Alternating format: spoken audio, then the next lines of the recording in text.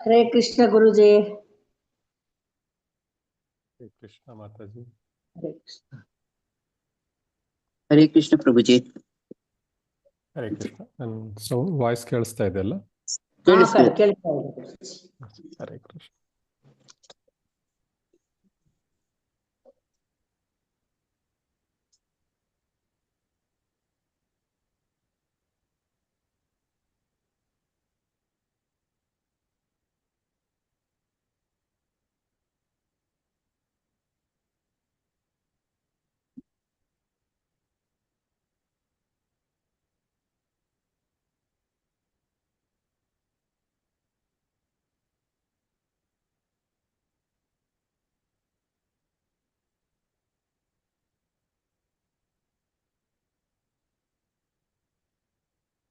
ಹರೇ ಕೃಷ್ಣ. ಎಲ್ಲರಿಗೂ ಧನ್ಯವಾದಗಳು. ಇಂದಿನ ಚರ್ಚಾಕೂಟಕ್ಕೆ ಬಂದಿದ್ದಕ್ಕಾಗಿ. ನಾವು ಉಪದೇಶಾಮೃತದ ಬಗ್ಗೆ ಚರ್ಚೆ ಮಾಡ್ತಾ ಇದ್ವಿ ಕಳೆದ 2 ವಾರಗಳಿಂದ. ಆ ಚರ್ಚೆಯನ್ನು ಇನ್ನು ಮತ್ತೆ ಮುಂದುವರಿಸ್ಕೊಂಡು ಹೋಗೋಣ. ಸೊ ಎಲ್ಲರಿಗೂ ನಾನು ಧನ್ಯವಾದಗಳು. ಇಂದಿನ ತರಗತಿಯನ್ನು ಎಂದಿನಂತೆ ಭಗವಂತನ ಪ್ರಾರ್ಥನೆಯೊಂದಿಗೆ ಮತ್ತು ಎಲ್ಲರಿಗೂ ಧನ್ಯವಾದ, ಹಿರಿಯ ಭಕ್ತರಿಗೆಲ್ಲ ಧನ್ಯವಾದಗಳನ್ನು ಅರ್ಪಿಸುತ್ತಾ ಪ್ರಾರಂಭ ಮಾಡೋಣ. ಶ್ರೀ ರಾಧಾ ಗೋವಿಂದ ಕಿ ಜೈ. ಪ್ರಣಾಮ ಮಂತ್ರಗಳು. ಓಂ ಅಜ್ಞಾನತಿಮಿರಾಂಧಸ್ಯ ಜ್ಞಾನಾಂಜನಶಲಾಕಯ ಉಚಕ್ಷುರುನ್ಮಿಲಿತಂ ಯೇನ ತಸ್ಮೈ ಶ್ರೀ ಗುರವೇ ನಮಃ. ಶ್ರೀ ಚೈತನ್ಯಮನೋಭೀಷ್ಟಂ ಸ್ಥಾಪಿತಂ ಯೇನ ಭೂತಲೆ ಸ್ವಯಂ ರೂಪ ಕದಾ ಮಹ್ಯಂ ದದಾತಿ ಸ್ವಪದಾಂತಿಕಂ. ವಂದೇಹಂ ಶ್ರೀ ಗುರು ಶ್ರೀಯುತಪದಕಮಲಂ ಶ್ರೀ ಗುರುನ್ ವೈಷ್ಣವಾಂಶ. ಶ್ರೀರೂಪಂ ಸಾಗ್ರಜಾತಂ ಸಾಗಣರಘುನಾಥಾನ್ವಿತಂ ಸಜೀವಂ ಸಾದ್ವೈತಂ ಸಾವಧೂತಂ ಪರಿಜನಸಹಿತಂ ಶ್ರೀಕೃಷ್ಣ ಚೈತನ್ಯ ದೇವಂ ಶ್ರೀ ರಾಧಾ ಕೃಷ್ಣ ಪಾದಾನ್ ಸಗಣಲಿತ ಶ್ರೀ ವಿಶಾಖಾನ್ವಿತಾಂಶ. ಹೇ ಕೃಷ್ಣ ಕರುಣಾ ಸಿಂಧು ದೀನಬಂಧು ಜಗತ್ಪತೆ ಗೋಪೇಶ ಗೋಪಿಕಾ ಕಾಂತ ರಾಧಾ ಕಾಂತ ನಮೋಸ್ತುತೆ. ಸಪ್ತಕಾಂಚನ ಗೌರಾಂಗಿ ರಾಧೆ ವೃಂದಾವನೇಶ್ವರಿ ವೃಷಭಾನುಸುತೆ ದೇವಿ ಪ್ರಣಮಾಮಿ ಹರಿಪ್ರಿಯೆ. ವಾಂಛಾಕಲ್ಪತರುಭ್ಯಶ್ಚ ಕೃಪಾ ಸಿಂಧುಭ್ಯೋ ಪತಿತಾನಾಂ ಪಾವನೇಭ್ಯೋ ವೈಷ್ಣವೇಭ್ಯೋ ನಮೋ ನಮಃ. ನಮೋ ವಿಷ್ಣುಪಾದಾಯ ಕೃಷ್ಣಪೃಷ್ಠಾಯ ಭೂತಲೆ ಶ್ರೀಮತೆ ಭಕ್ತಿವೇದಾಂತ ಸ್ವಾಮಿನಿಧಿ ನಾಮಿನೇ. ನಮಸ್ತೆ ಸರಸ್ವತೀ ದೇವಿ ಗೌರವಾಣಿ ಪ್ರಚಾರಿಣೆ ನಿರ್ವಿಶೇಷ ಶೂನ್ಯವಾದಿ ಪಾಶ್ಚಾತ್ಯ ದೇಶತಾರಿಣೆ. ಜಯ ಶ್ರೀ ಕೃಷ್ಣ ಚೈತನ್ಯ ಪ್ರಭು ನಿತ್ಯಾನಂದ ಶ್ರೀ ಅದ್ವೈತ ಗದಾಧರ ಶ್ರೀವಾಸಾದಿ ಗೌರ ಭಕ್ತವೃಂದ. ಹರೇ ಕೃಷ್ಣ ಕೃಷ್ಣ ಕೃಷ್ಣ ಹರೇ ಹರೇ ಹರೇ ರಾಮ ರಾಮ ರಾಮ ಹರೇ ಹರೇ. ಹರೇ ಕೃಷ್ಣ. ಎಲ್ಲರಿಗೂ ಧನ್ಯವಾದಗಳು. ಹರೇ ಕೃಷ್ಣ ಪ್ರಭುಜಿ. ಹರೇ ಕೃಷ್ಣ. ಎಲ್ಲಿದ್ವಿ ಹೋದ ವಾರ? ಎಲ್ಲಿ ನಿಲ್ಸಿದ್ವಿ ನೆನಪಿದ್ಯಾ? ಓದಿದ್ವಿ. ಅದರದ್ದು ಎಕ್ಸ್ಪ್ಲನೇಷನ್ 2ನೇ ಶ್ಲೋಕದ್ದು ಇವತ್ತು ಕೊಡ್ತೀವಿ ಅಂತ ಹೇಳಿದ್ರಿ. ಕಂಪ್ಲೀಟ್ ಆಗಿತ್ತಾ? ಆಗಿತ್ತು. ಓದಾಗಿತ್ತಾ? ಓದಾಗಿತ್ತು. ಹೌದಾ, ಸರಿ. ಒಂದ್ಸರಿ ಶ್ಲೋಕ ಓದ್ಕೊಂಡ್ಬಿಡೋಣ. ಅತ್ಯಾಹಾರಃ ಪ್ರಯಾಸಶ್ಚ ಪ್ರಜಲ್ಪೋ ನಿಯಮಾಗ್ರಹಃ ಜನಸಂಗಶ್ಚ ಲೌಲ್ಯಂ ಚ ಷಡ್ಭಿರ್ಭಕ್ತಿರ್ವಿನಶ್ಯತಿ. ಈಗ ರಿಪೀಟ್ ಮಾಡೋಣ. ಅತ್ಯಾಹಾರ ಪ್ರಯಾಸಶ್ಚ ಪ್ರಜಲ್ಪೋ ನಿಯಮಾಗ್ರಹಃ ಅತ್ಯಾಹಾರ ಪ್ರಯಾಸಶ್ಚ ಪ್ರಜಲ್ಪೋ ನಿಯಮಾಗ್ರಹಃ ಜನಸಂಗಶ್ಚ ಲೌಲ್ಯಂಶ್ಚ ಷಡ್ಭಿರ್ಭಕ್ತಿರ್ವಿನಶ್ಯತಿ. ಜನಸಂಗಶ್ಚ ಲೌಲ್ಯಂ ಚ ಷಡ್ಭಿರ್ಭಕ್ತಿರ್ವಿನಶ್ಯತಿ. ಸೊ ಈ ಶ್ಲೋಕದಲ್ಲಿ ನಾವು ಯಾರು ಈ 6 ಚಟುವಟಿಕೆಗಳು ಇಲ್ಲಿ ಇವರು ಹೇಳಿದ್ದಾರೆ, ಶ್ರೀಲ ಪ್ರಭುಪಾದರು ಏನು ಕೊಟ್ಟಿದ್ದಾರೆ 6 ಚಟುವಟಿಕೆಗಳು, ರೂಪ ಗೋಸ್ವಾಮಿ ಅವರು. ಈ 6 ಚಟುವಟಿಕೆಗಳನ್ನು ಮಾಡೋದ್ರಿಂದ ನಮಗೆ ಏನಾಗುತ್ತೆ, ಭಕ್ತಿ ನಾಶವಾಗುತ್ತೆ, ವಿನಶ್ಯತಿ ಅಂದರೆ ನಾಶವಾಗುತ್ತೆ. ಅಂದ್ರೆ ಅತ್ಯಾಹಾರ, ಅತಿಯಾಗಿ ತಿನ್ನುವುದು, ಅತಿಯಾಗಿ ಕೂಡಿಡುವುದು, ಪ್ರಯಾಸಶ್ಚ ತುಂಬಾ ಕಷ್ಟಪಡುವುದು, ಬೇಕಾದಕ್ಕಿಂತ ಹೆಚ್ಚಾಗಿ ಕಷ್ಟಪಡುವುದು. ನಂತರ ಪ್ರಜಲ್ಪು, ಲೌಕಿಕ ವಿಷಯಗಳ ಬಗ್ಗೆ ಅನಾವಶ್ಯಕವಾಗಿ ಮಾತಾಡುವುದು. ನಂತರ ನಿಯಮಾಗ್ರಹ ಅಂದ್ರೆ ಇಲ್ಲಿ ಶಾಸ್ತ್ರ ವಿಧಿಗಳನ್ನು ಸುಮ್ಮನೆ ಕೇವಲ ಕಾಟಾಚಾರಕ್ಕಾಗಿ ಅನುಸರಿಸುವುದು, ಅಥವಾ ಬೇಕಾದಕ್ಕಿಂತ ಹೆಚ್ಚಾಗಿ ಶಾಸ್ತ್ರಗಳನ್ನು ಮಾಡುವುದು. ಅದರಿಂದ ಅವಶ್ಯಕತೆ ಇಲ್ಲ, ಆದ್ರೂ ಅದಕ್ಕಿಂತ ಹೆಚ್ಚಾಗಿ, ಅದಕ್ಕಿಂತ ಉಗ್ರವಾಗಿ ಈ ಶಾಸ್ತ್ರ ವಿಧಿಗಳನ್ನು ಮಾಡುವಂಥದ್ದು, ಅಥವಾ ಸಂಪೂರ್ಣವಾಗಿ ಶಾಸ್ತ್ರ ವಿಧಿಗಳನ್ನು ಧಿಕ್ಕರಿಸುವುದು. ಎರಡೂ ಕೂಡ ಒಂದು ಅದು ಅದೇನದು ಏತಿ ಅಂದ್ರೆ ಪ್ರೀತಿ ಅಂತ ಹೇಳ್ತಾರೆ ಕನ್ನಡದಲ್ಲಿ. ಸೊ ಅದು ತುಂಬಾ ಮಾಡೋದು ತಪ್ಪು, ಮಾಡದೇನೆ ಇರೋದು ಕೂಡ ತಪ್ಪು. ನಂತರ ಜನಸಂಘರ್ಷ. ಸೊ ಸುಮ್ಮನೆ ಜನಗಳ ಸಂಘವನ್ನು ಮಾಡುವುದು. ಯಾರಿಗೆ ಕೃಷ್ಣ ಭಕ್ತಿಯಲ್ಲಿ ವಿಶ್ವಾಸವಿಲ್ಲವೋ, ಕೃಷ್ಣನ ಬಗ್ಗೆ ಬುದ್ಧಿ ಇಲ್ಲವೋ, ಕೃಷ್ಣನ ಬಗ್ಗೆ ಅತಿಯಾಗಿ ಲೌಕಿಕ ವಿಷಯಗಳ ಬಗ್ಗೆ ಚರ್ಚಿಸುವ ಜನಗಳ ಸಂಘ ಮಾಡುವುದು, ಇದೆಲ್ಲ ಕೂಡ ಸಹವಾಸ ಮಾಡುವುದು. ಮತ್ತು ಲೌಕಿಕ ಸಾಧನೆಗಳಿಗಾಗಿ ಆತುರ, ದೊಡ್ಡ ಇದು ಬೇಕು, ದೊಡ್ಡ ಒಂದು ಪ್ರತಿಷ್ಠೆಗಳು ಬೇಕು, ಮಾನ ಸಮ್ಮಾನಗಳು ಬೇಕು, ಇವರು ಲೌಲ್ಯಂಚ. ಸೊ ಇದರ ಬಗ್ಗೆ ತುಂಬಾ ಯೋಚನೆ ಮಾಡೋರು. ಸೊ ಇದನ್ನೆಲ್ಲ ಮಾಡೋದ್ರಿಂದ ಏನಾಗುತ್ತೆ, ಷಡ್ಭಿರ್ಭಕ್ತಿ ವಿನಶ್ಯತಿ. ಈ 6 ವಿಷಯಗಳಿಂದ ನಮ್ಗೆ ಏನಾಗುತ್ತೆ, ಭಕ್ತಿ ವಿನಶ್ಯತಿ, ಷಡ್ಭಕ್ತಿ ವಿನಶ್ಯತಿ. ಸೊ ವಿನಶ್ಯತಿ ಆಗುತ್ತೆ ಅಂತ ನೋಡಿದ್ವಿ.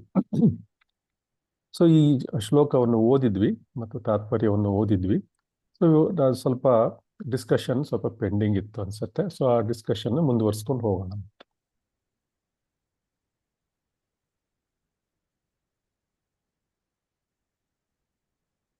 ಇದು ಸಂಪೂರ್ಣವಾಗಿ ಓದಿದ್ವಾ ನಾವು? ಇನ್ನು ಸ್ವಲ್ಪ ಪೆಂಡಿಂಗ್ ಇತ್ತ ಅಂತ ಓದೋದು. ಸ್ಕ್ರೀನ್ ಶೇರ್ ಮಾಡ್ತೇನೆ ನಾನು. ಸ್ವಲ್ಪ ಪೆಂಡಿಂಗ್ ಇತ್ತು ಪ್ರಭುಜಿ, ಅದು ಲಾಸ್ಟ್ ಅಲ್ಲಿ ಆಗ್ಲಿಲ್ವಲ್ಲ. ಕಂಪ್ಲೀಟ್ ಓದಿಲ್ಲ ಅನ್ಸುತ್ತೆ. ಸ್ಟಾರ್ಟ್ ಮಾಡಿದ್ರಿ ಗುರೂಜಿ, ನಾನು ಟೈಮ್ ಆಯ್ತು ಅಂತ ನಿಲ್ಸಿದ್ರು. ಓಕೆ, ನಾನು ಅಂದ್ಕೊಂಡಿದ್ದು ಆಕ್ಚುಲಿ ಪ್ಯಾರಾಗ್ರಾಫ್ ಸಂಪೂರ್ಣವಾಗಿ ಓದಕ್ ಮುಂಚೆನೆ ಬರೀ ಪ್ಯಾರಾಗ್ರಾಫ್ ವೈಸ್ ಎಕ್ಸ್ಪ್ಲೇನ್ ಮಾಡ್ತಾ ಇದ್ದೆ ಅಲ್ಲ, ಅದಕ್ಕೋಸ್ಕರ ಒಂದ್ 4-5 ಪ್ಯಾರಾಗ್ರಾಫ್ ಓದಿದ್ವಿ ಅಂತ ಅನ್ಕೋತೀನಿ. ಇನ್ನೊಂದ್ಸರಿ ಓದೋಣ ಅಲ್ವಾ? ಒಂಚೂರು ಓದ್ಬೇಕಾಗಿತ್ತು ಅಷ್ಟೇ ಓಕೆ ಸರಿ, ಓದೇ ಬಿಡೋಣ, ಅದು ಬೆಸ್ಟ್. ಅದು ಪ್ರಭುಜಿ ನಂದು ಇದು ಹ್ಯಾಂಡ್ ರೈಸ್ ಮಾಡಕ್ ಬರ್ತಾ ಇಲ್ಲ ಇದ್ರಲ್ಲಿ. ಇವತ್ತು ಯಾಕೆ ಹೋಗಿದ್ರೆ ಅಲ್ಲಿ 3 ಡಾಟ್ ಇರುತ್ತಲ್ಲ ಮಾತಾಜಿ, 3 ಡಾಟ್ ಪ್ರೆಸ್ ಮಾಡಿ. ಮೋರ್ ಅಂತಿದೆ ಅದಕ್ಕೆ. ಅಲ್ಲ 3 ಡಾಟ್ ಇದೆ, ಸಣ್ಣ ಡಾಟ್, ಅಲ್ಲಿ ಪ್ರೆಸ್ ಮಾಡಿ ಹ್ಯಾಂಡ್ ರೈಸ್ ಬರುತ್ತೆ. ಆಯ್ತು ಮಾತಾಜಿ. ಓಕೆ, ಲಕ್ಷ್ಮೀ PM ಮಾತಾಜಿ ಅಲ್ಲ? ಹೌದು. ಓಕೆ,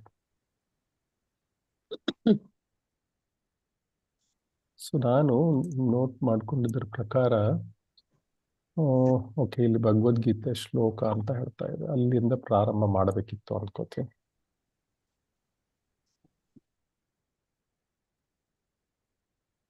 ಸ್ಕ್ರೀನ್ ಶೇರ್ ಮಾಡ್ತೇನೆ.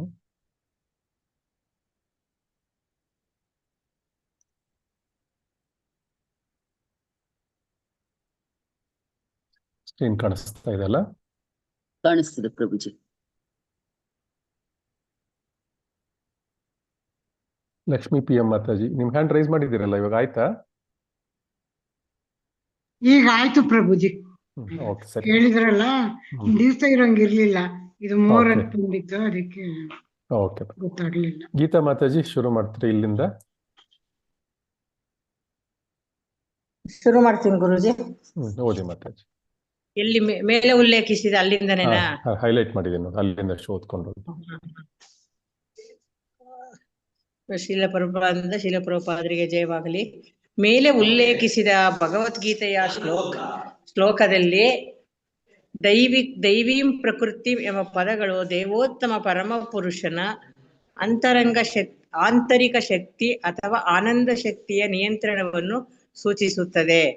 ಈ ಆನಂದ ಶಕ್ತಿಯು ಶ್ರೀಮತಿ ರಾಧಾರಾಣಿ ಅಥವಾ ಅವಳ ವಿಸ್ತರಣೆ ಲಕ್ಷ್ಮಿ ಅದೃಷ್ಟ ದೇವತೆಯಾಗಿ ಪ್ರಕಟವಾಗುತ್ತದೆ. ವೈಯಕ್ತಿಕ ಜೀವಾತ್ಮಗಳು ಆಂತರಿಕ ಶಕ್ತಿಯ ನಿಯಂತ್ರಣದಲ್ಲಿರುವಾಗ ಅವರ ಏಕೈಕ ನಿಶ್ಚಿತಾರ್ಥವೆಂದರೆ ಕೃಷ್ಣ ಅಥವಾ ವಿಷ್ಣುವಿನ ತೃಪ್ತಿ. ಇದು ಮಹಾತ್ಮದ ಸ್ಥಾನ. ಒಬ್ಬರು ಮಹಾತ್ಮ ಅಲ್ಲದಿದ್ದರೆ ಅವರು ದುರಾತ್ಮ ಅಥವಾ ಅಂಗವಿಕಲ ಮನಸ್ಸಿನ ವ್ಯಕ್ತಿ.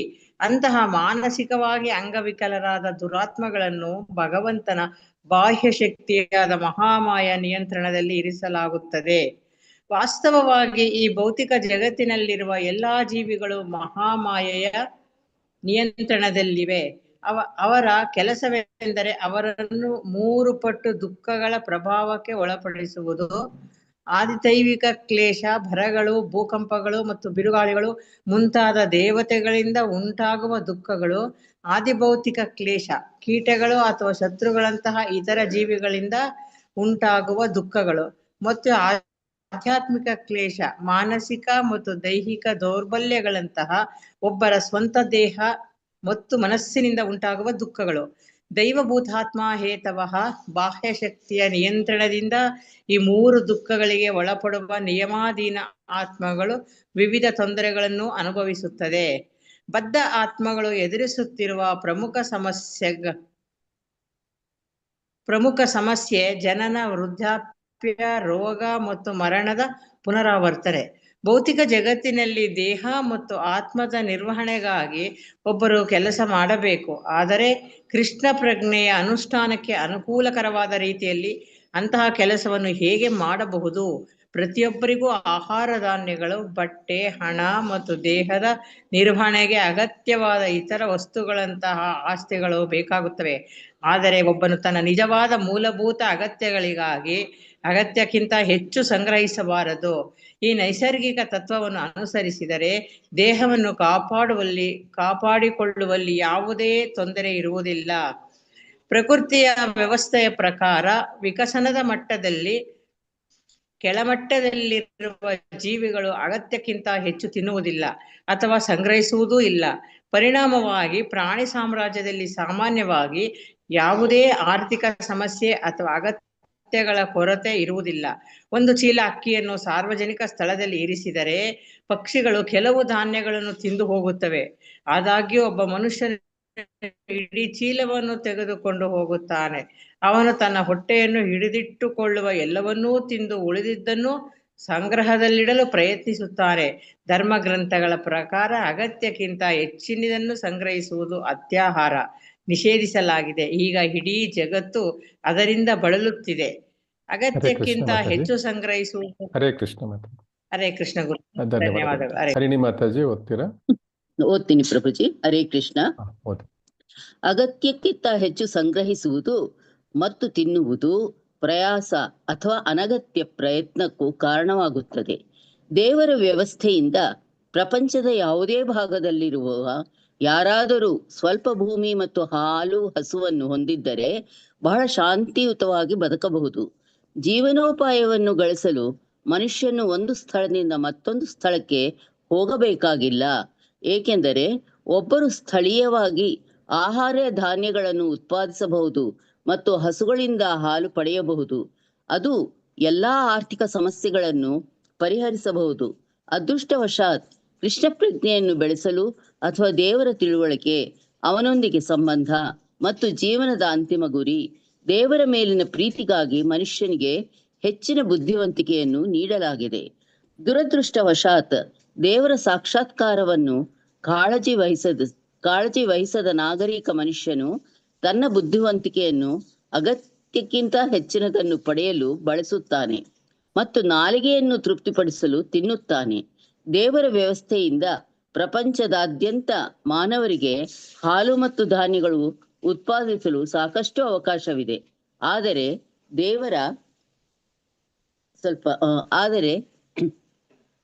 ದೇವರ ಪ್ರಜ್ಞೆಯನ್ನು ಬೆಳೆಸಲು ತಮ್ಮ ಉನ್ನತ ಬುದ್ಧಿವಂತಿಕೆಯನ್ನು ಬಳಸುವ ಬದಲು ಬುದ್ಧಿವಂತ ಪುರುಷರು ಎಂದು ಕರೆಯಲ್ಪಡುವವರು ತಮ್ಮ ಬುದ್ಧಿವಂತಿಕೆಯನ್ನು ದುರುಪಯೋಗಪಡಿಸಿಕೊಂಡು ಅನೇಕ ಅನಗತ್ಯ ಮತ್ತು ಅನಗತ್ಯ ವಸ್ತುಗಳನ್ನು ಉತ್ಪಾದಿಸುತ್ತಾರೆ. ಹೀಗಾಗಿ ಕಾರ್ಖಾನೆಗಳು, ಕಸಾಯಿಖಾನೆಗಳು, ವೇಶ್ಯಾಗೃಹಗಳು ಮತ್ತು ಮದ್ಯದ ಅಂಗಡಿಗಳನ್ನು ತೆರೆಯಲಾಗುತ್ತದೆ. ಜನರು ಹೆಚ್ಚು ವಸ್ತುಗಳನ್ನು ಸಂಗ್ರಹಿಸಬಾರದು, ಹೆಚ್ಚು ತಿನ್ನಬಾರದು ಅಥವಾ ಕೃತಕ ಸೌಲಭ್ಯಗಳನ್ನು ಹೊಂದಲು ಅನಗತ್ಯವಾಗಿ ಕೆಲಸ ಮಾಡಬಾರದು ಎಂದು ಸಲಹೆ ನೀಡಿದರೆ ಅವರು ಪ್ರಾಚೀನ ಜೀವನ ವಿಧಾನಕ್ಕೆ ಮರಳಲು ಸಲಹೆ ನೀಡುತ್ತಿದ್ದಾರೆಂದು ಭಾವಿಸುತ್ತಾರೆ. ಸಾಮಾನ್ಯವಾಗಿ ಜನರು ಸರಳ ಜೀವನ ಮತ್ತು ಉನ್ನತ ಚಿಂತನೆಯನ್ನು ಸ್ವೀಕರಿಸಲು ಇಷ್ಟಪಡುವುದಿಲ್ಲ. ಅದು ಅವರ ದುರದೃಷ್ಟಕರ ನಿಲುವು. ಮಾನವ ಜೀವನವು ದೇವರ ಸಾಕ್ಷಾತ್ಕಾರಕ್ಕಾಗಿಯೇ ಇದೆ ಮತ್ತು ಇದಕ್ಕಾಗಿಯೇ ಮನುಷ್ಯನಿಗೆ ಉನ್ನತ ಬುದ್ಧಿಯನ್ನು ನೀಡಲಾಗುತ್ತದೆ. ಈ ಉನ್ನತ ಬುದ್ಧಿಶಕ್ತಿಯು ಉನ್ನತ ಸ್ಥಿತಿಯನ್ನು ಸಾಧಿಸಲು ಉದ್ದೇಶಿಸಲಾಗಿದೆ ಎಂದು ನಂಬುವವರು ವೈದಿಕ ಸಾಹಿತ್ಯದ ಸೂಚನೆಗಳನ್ನು ಅನುಸರಿಸಬೇಕು. ಉನ್ನತ ಅಧಿಕಾರಿಗಳಿಂದ ಅಂತಹ ಸೂಚನೆಗಳನ್ನು ಪಡೆಯುವ ಮೂಲಕ ಒಬ್ಬರು ನಿಜವಾಗಿಯೂ ಪರಿಪೂರ್ಣ ಜ್ಞಾನದಲ್ಲಿ ನೆಲೆಸಬಹುದು ಮತ್ತು ಜೀವನಕ್ಕೆ ನಿಜವಾದ ಅರ್ಥವನ್ನು ನೀಡಬಹುದು. ಶ್ರೀಮದ್ ಭಾಗವತದಲ್ಲಿ 1.2.9 ಶ್ರೀ ಸೂತ ಗೋಸ್ವಾಮಿ ಈ ರೀತಿಯಾಗಿ ಸರಿಯಾದ ಮಾನವ ಧರ್ಮವನ್ನು ವಿವರಿಸುತ್ತಾರೆ. ಧರ್ಮಸ್ಯ ಹೈ ಅಪವರ್ಗ್ಯಸ್ಯ ನಾರ್ಥೋ ಅರ್ಥಯೋಪಕಲ್ಪತೆ ನಾರ್ಥಸ್ಯ ಧರ್ಮಕಾಂತಸ್ಯ ಧರ್ಮೈಕಾಂತಸ್ಯ ಕಾಮೋ ಲಾಭಾಯ ಹಿ ಸ್ಮೃತಃ. ಎಲ್ಲಾ ವೃತ್ತಿಪರ ಕಾರ್ಯಗಳು ಧರ್ಮ ಖಂಡಿತವಾಗಿಯೂ ಅಂತಿಮ ವಿಮೋಚನೆಗಾಗಿ ಉದ್ದೇಶಿಸಲ್ಪಟ್ಟಿವೆ. ಅವುಗಳನ್ನು ಎಂದಿಗೂ ಭೌತಿಕ ಲಾಭಕ್ಕಾಗಿ ಮಾಡಬಾರದು. ಇದಲ್ಲದೆ ಅಂತಿಮ ವೃತ್ತಿಪರ ಸೇವೆಯಲ್ಲಿ ಧರ್ಮ ತೊಡಗಿಸಿಕೊಂಡಿರುವವರು ಇಂದ್ರಿಯ ತೃಪ್ತಿಯನ್ನು ಬೆಳೆಸಲು ಭೌತಿಕ ಲಾಭವನ್ನು ಎಂದಿಗೂ ಬಳಸಬಾರದು. ಮಾನವ ನಾಗರಿಕತೆಯ ಮೊದಲ ಹೆಜ್ಜೆ ಧರ್ಮ ಗ್ರಂಥಗಳ ಸೂಚನೆಗಳ ಪ್ರಕಾರ ನಿರ್ವಹಿಸುವ ವೃತ್ತಿಪರ ತೊಡಗಿಸಿಕೊಳ್ಳುವಿಕೆಯನ್ನು ಒಳಗೊಂಡಿದೆ. ಮನುಷ್ಯನ ಉನ್ನತ ಬುದ್ಧಿಶಕ್ತಿಯು ಮೂಲಭೂತ ಧರ್ಮವನ್ನು ಅರ್ಥ ಮಾಡಿಕೊಳ್ಳಲು ತರಬೇತಿ ನೀಡಬೇಕು.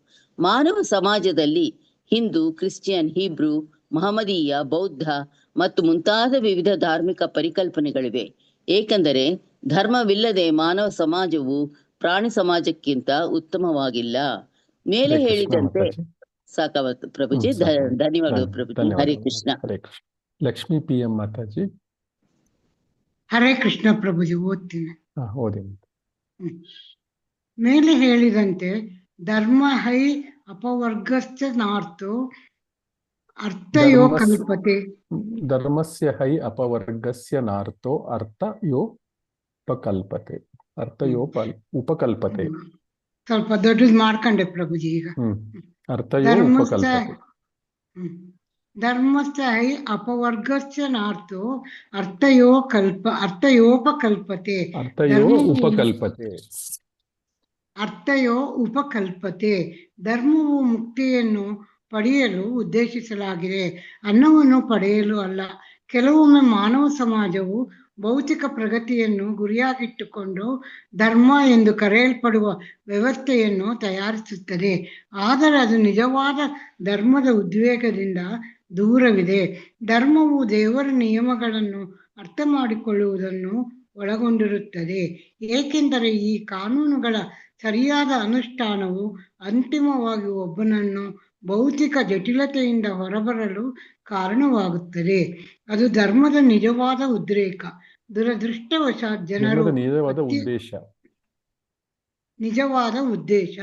ದುರದೃಷ್ಟವಶಾತ್ ಜನರು ಅತ್ಯಾಹಾರ ಅಥವಾ ಅಂತಹ ಸಮೃದ್ಧಿಯ ಅತಿಯಾದ ಬಯಕೆಯಿಂದಾಗಿ ಭೌತಿಕ ಸಮೃದ್ಧಿಗಾಗಿ ಧರ್ಮವನ್ನು ಸ್ವೀಕರಿಸುತ್ತಾರೆ. ಆದಾಗ್ಯೂ ನಿಜವಾದ ಧರ್ಮವು ಜನರು ಜೀವನದ ಮೂಲಭೂತ ಅವಶ್ಯಕತೆಗಳಿಗಿಂತ ತೃಪ್ತರಾಗಲು ಮತ್ತು ಕೃಷ್ಣ ಪ್ರಜ್ಞೆಯನ್ನು ಬೆಳೆಸಿಕೊಳ್ಳಲು ಸೂಚಿಸುತ್ತದೆ. ನಮಗೆ ಆರ್ಥಿಕ ಅಭಿವೃದ್ಧಿಯ ಅಗತ್ಯವಿದ್ದರೂ ನಿಜವಾದ ಧರ್ಮವು ಭೌತಿಕ ಅಸ್ತಿತ್ವದ ಮೂಲಭೂತ ಅವಶ್ಯಕತೆಗಳನ್ನು ಪೂರೈಸಲು ಮಾತ್ರ ಅನುಮತಿಸುತ್ತದೆ. ಜೀವಸ್ಯ ತತ್ವ ಜಿಜ್ಞಾಸ.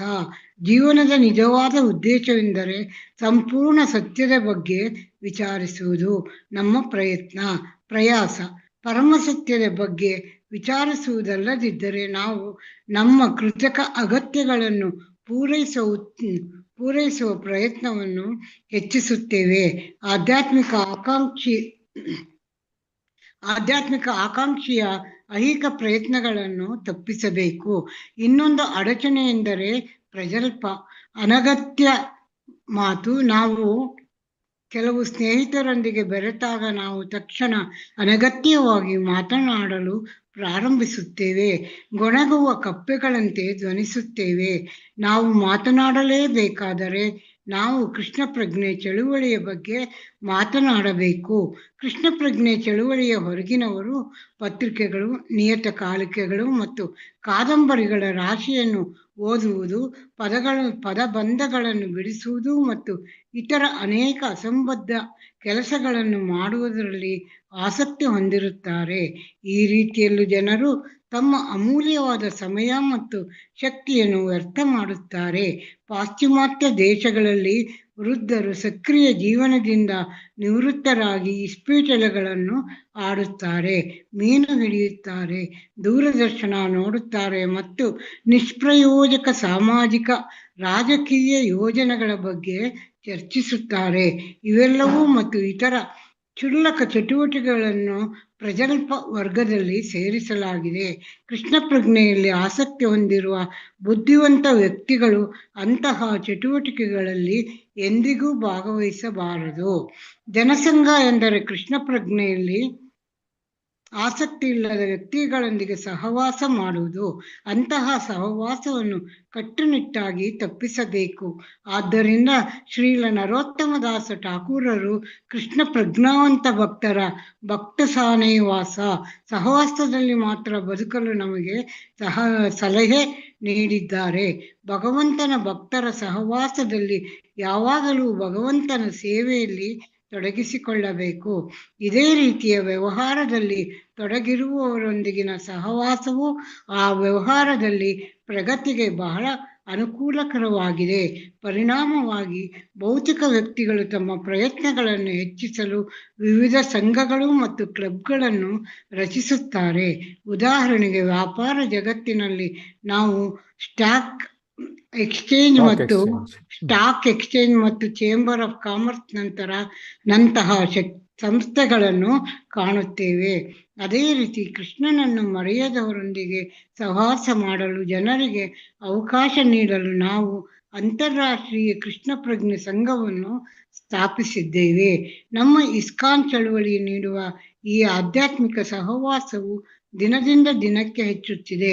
ಪ್ರಪಂಚದ ವಿವಿಧ ಭಾಗಗಳಿಂದ ಅನೇಕ ಜನರು ತಮ್ಮ ಸುಪ್ತ ಕೃಷ್ಣ ಪ್ರಜ್ಞೆಯನ್ನು ಜಾಗೃತಗೊಳಿಸಲು ಈ ಸಮಾಜವನ್ನು ಸೇರುತ್ತಿದ್ದಾರೆ. ಹರೇ ಕೃಷ್ಣ. ಧನ್ಯವಾದಗಳು. ಧನ್ಯವಾದಗಳು ಪ್ರಭುಜಿ. ಲಕ್ಷ್ಮೀ ಬಿ.ವಿ. ಮಾತಾಜಿ ಓದ್ತೀರಾ?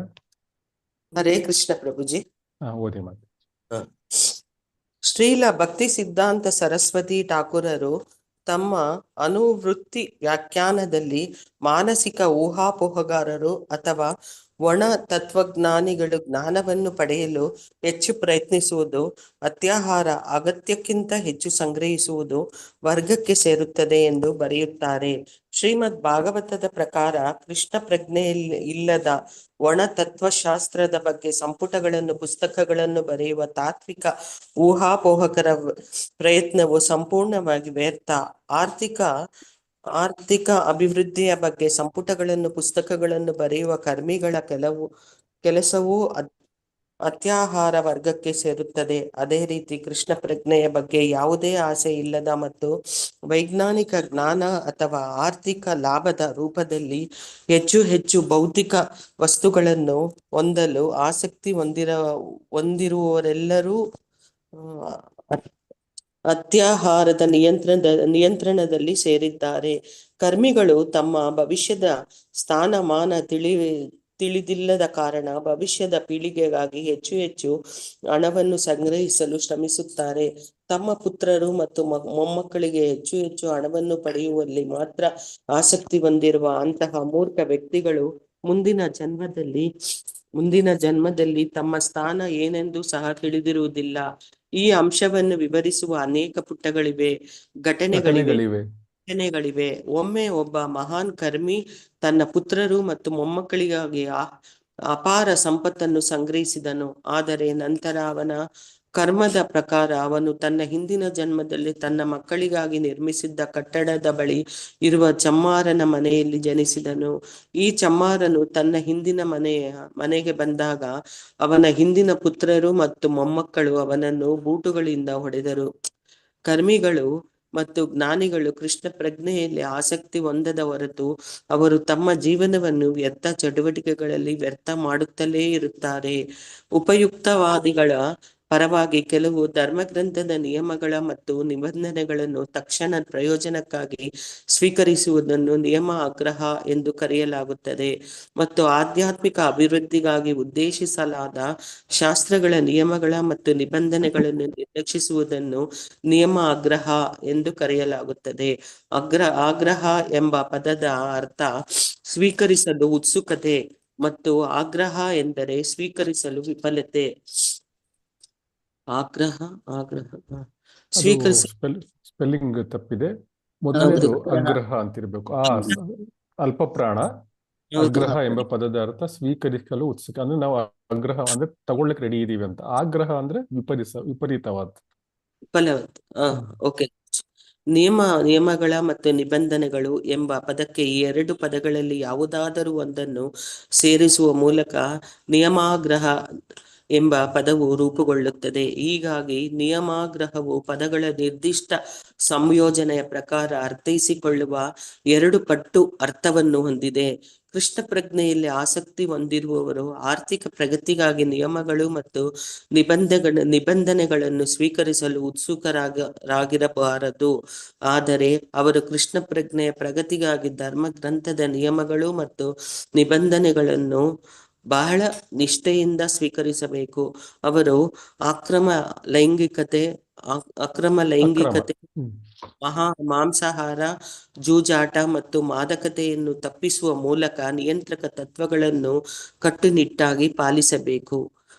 ವೈಷ್ಣವರನ್ನು, ಭಕ್ತರನ್ನು ನಿಂದಿಸುವ ಮಾಯಾವಾದಿಗಳೊಂದಿಗಿನ ಸಹವಾಸವನ್ನು ಸಹ ಒಬ್ಬರು ತಪ್ಪಿಸಬೇಕು. ಭೌತಿಕ ಸುಖದಲ್ಲಿ ಆಸಕ್ತಿ ಹೊಂದಿರುವ ಭುಕ್ತಿ ಕಾಮಿಗಳು, ನಿರಾಕಾರ ಪರಮಾತ್ಮನ ಬ್ರಹ್ಮನ್ ಅಸ್ತಿತ್ವದಲ್ಲಿ ವಿಲೀನಗೊಂಡು ಮುಕ್ತಿಯನ್ನು ಬಯಸುವ ಮುಕ್ತಿ ಕಾಮಿಗಳು ಮತ್ತು ಅತೀಂದ್ರಿಯ ಯೋಗಾಭ್ಯಾಸದ ಪರಿಪೂರ್ಣತೆಯನ್ನು ಬಯಸುವ ಸಿದ್ಧಿ ಕಾಮಿಗಳನ್ನು ಅತ್ಯಾಹಾರಿಗಳು ಎಂದು ವರ್ಗೀಕರಿಸಲಾಗಿದೆ.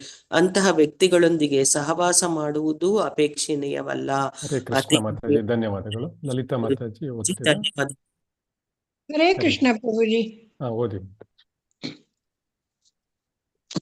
ಅತೀಂದ್ರಿಯ ಯೋಗವನ್ನು ಪರಿಪೂರ್ಣಗೊಳಿಸುವ ಮೂಲಕ ಮನಸ್ಸನ್ನು ವಿಸ್ತರಿಸುವ ಬಯಕೆಗಳು ಬ್ರಹ್ಮನ ಅಸ್ತಿತ್ವದಲ್ಲಿ ವಿಲೀನಗೊಳ್ಳುವುದು ಅಥವಾ ವಿಚಿತ್ರವಾದ ಭೌತಿಕ ಸಮೃದ್ಧಿಯನ್ನು ಪಡೆಯುವ ಬಯಕೆಗಳೆಲ್ಲವೂ ದುರಾಸೆಯ ವರ್ಗಕ್ಕೆ ಸೇರಿವೆ. ಲೌಲ್ಯ ಅಂತಹ ಭೌತಿಕ ಪ್ರಯೋಜನಗಳನ್ನು ಅಥವಾ ಆಧ್ಯಾತ್ಮಿಕ ಪ್ರಗತಿ ಎಂದು ಕರೆಯಲ್ಪಡುವುದನ್ನು ಪಡೆಯುವ ಎಲ್ಲ ಪ್ರಯತ್ನಗಳು ಕೃಷ್ಣ ಪ್ರಜ್ಞೆಯ ಹಾದಿಯಲ್ಲಿ ಅಡಚಣೆಗಳಾಗಿವೆ. ಬಂಡವಾಳಶಾಹಿಗಳು ಮತ್ತು ಕಮ್ಯುನಿಸ್ಟರ ನಡುವೆ ನಡೆಯುತ್ತಿರುವ ಆಧುನಿಕ ಯುದ್ಧವು ಅತ್ಯಾಹಾರದ ಬಗ್ಗೆ ಶ್ರೀಲ ಪ್ರಭು ರೂಪ ಗೋಸ್ವಾಮಿಯವರ ಸಲಹೆಯನ್ನು ಅವರು ತಪ್ಪಿಸುವುದರಿಂದಲೇ. ಆಧುನಿಕ ಬಂಡವಾಳಶಾಹಿಗಳು ಅಗತ್ಯಕ್ಕಿಂತ ಹೆಚ್ಚಿನ ಸಂಪತ್ತನ್ನು ಸಂಗ್ರಹಿಸುತ್ತಾರೆ ಮತ್ತು ಅವರ ಸಮೃದ್ಧಿಯ ಬಗ್ಗೆ ಅಸೂಯೆ ಪಟ್ಟ ಕಮ್ಯುನಿಸ್ಟರು ಎಲ್ಲ ಸಂಪತ್ತು ಮತ್ತು ಆಸ್ತಿಯನ್ನು ರಾಷ್ಟ್ರೀಕರಣಗೊಳಿಸಲು ಬಯಸುತ್ತಾರೆ.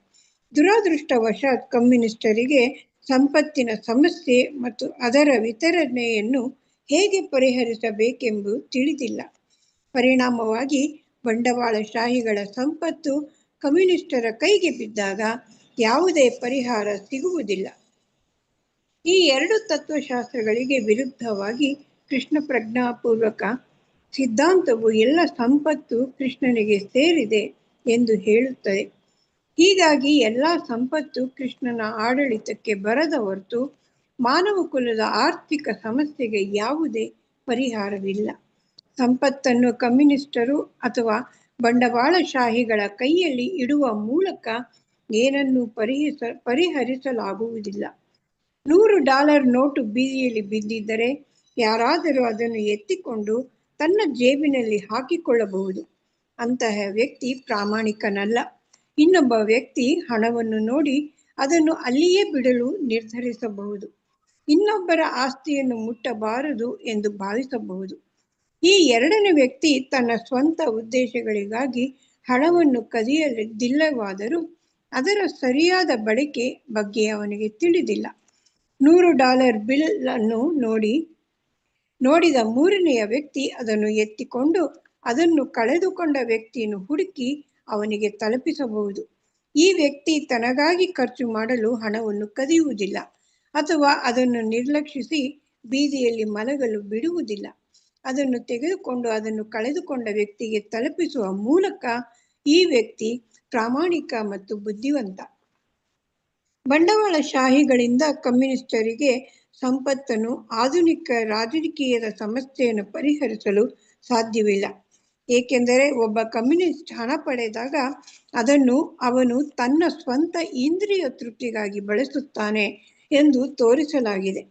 ಪ್ರಪಂಚದ ಸಂಪತ್ತು ವಾಸ್ತವವಾಗಿ ಕೃಷ್ಣನಿಗೆ ಸೇರಿದ್ದು ಮತ್ತು ಪ್ರತಿಯೊಂದು ಜೀವಿ, ಮನುಷ್ಯ ಮತ್ತು ಪ್ರಾಣಿ ದೇವರ ಆಸ್ತಿಯನ್ನು ತನ್ನ ನಿರ್ವಹಣೆಗಾಗಿ ಬಳಸುವ ಜನ್ಮಸಿದ್ಧ ಹಕ್ಕನ್ನು ಹೊಂದಿದೆ. ಒಬ್ಬ ವ್ಯಕ್ತಿಯು ತನ್ನ ನಿರ್ವಹಣೆಗೆ ಅಗತ್ಯಕ್ಕಿಂತ ಹೆಚ್ಚಿನದನ್ನು ತೆಗೆದುಕೊಂಡಾಗ ಅವನು ಬಂಡವಾಳಶಾಹಿಯಾಗಿರಲಿ ಅಥವಾ ಕಮ್ಯುನಿಸ್ಟ್ ಆಗಿರಲಿ ಅವನು ಕಳ್ಳ ಮತ್ತು ಆದ್ದರಿಂದ ಅವನು ಪ್ರಕೃತಿಯ ನಿಯಮಗಳಿಂದ ಶಿಕ್ಷೆಗೆ ಗುರಿಯಾಗುತ್ತಾನೆ. ಪ್ರಪಂಚದ ಸಂಪತ್ತನ್ನು ಎಲ್ಲ ಜೀವಿಗಳ ಕಲ್ಯಾಣಕ್ಕಾಗಿ ಬಳಸಬೇಕು, ಏಕೆಂದರೆ ಅದು ಪ್ರಕೃತಿ ಮಾತೆಯ ಯೋಜನೆ. ಪ್ರತಿಯೊಬ್ಬರಿಗೂ ಭಗವಂತನ ಸಂಪತ್ತನ್ನು ಬಳಸಿಕೊಂಡು ಬದುಕುವ ಹಕ್ಕಿದೆ. ಜನರು ಭಗವಂತನ ಆಸ್ತಿಯನ್ನು ವೈಜ್ಞಾನಿಕವಾಗಿ ಬಳಸಿಕೊಳ್ಳುವ ಕಲೆಯನ್ನು ಕಲಿತಾಗ ಅವರು ಇನ್ನು ಮುಂದೆ ಪರಸ್ಪರ ಹಕ್ಕುಗಳನ್ನು ಅತಿಕ್ರಮಿಸುವುದಿಲ್ಲ. ಆಗ ಆದರ್ಶ ಸಮಾಜವನ್ನು ರೂಪಿಸಬಹುದು.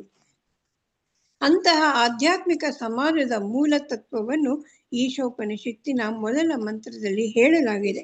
ಈಶಾವಾಸ್ಯಂ ಇದಂ ಸರ್ವಂ ಯತ್ಕಿಂಚ ಜಗತ್ಯಾಂ ಜಗತ್ ತೇನ ತ್ಯಕ್ತೇನ ಭುಂಜಿತಃ ಮಾ ಕೃತ್ವ ಕಸ್ಯಚಿತ್ ಧನಂ. ವಿಶ್ವದೊಳಗಿನ ಸಜೀವ ಅಥವಾ ನಿರ್ಜೀವ ಎಲ್ಲವೂ ಭಗವಂತನ ನಿಯಂತ್ರಣದಲ್ಲಿದೆ ಮತ್ತು ಅವನ ಒಡೆತನದಲ್ಲಿದೆ. ಆದ್ದರಿಂದ ಒಬ್ಬ ವ್ಯಕ್ತಿಯು ತನಗೆ ಅಗತ್ಯವಿರುವ ವಸ್ತುಗಳನ್ನು ಮಾತ್ರ ಸ್ವೀಕರಿಸಬೇಕು, ಅವುಗಳನ್ನು ತನ್ನ ಕೋಟವಾಗಿ ಬದಿಗಿಡಬೇಕು ಮತ್ತು ಇತರ ವಸ್ತುಗಳನ್ನು ಅವು ಯಾರಿಗೆ ಸೇರಿವೆ ಎಂದು ಚೆನ್ನಾಗಿ ತಿಳಿದುಕೊಂಡು ಸ್ವೀಕರಿಸಬಾರದು.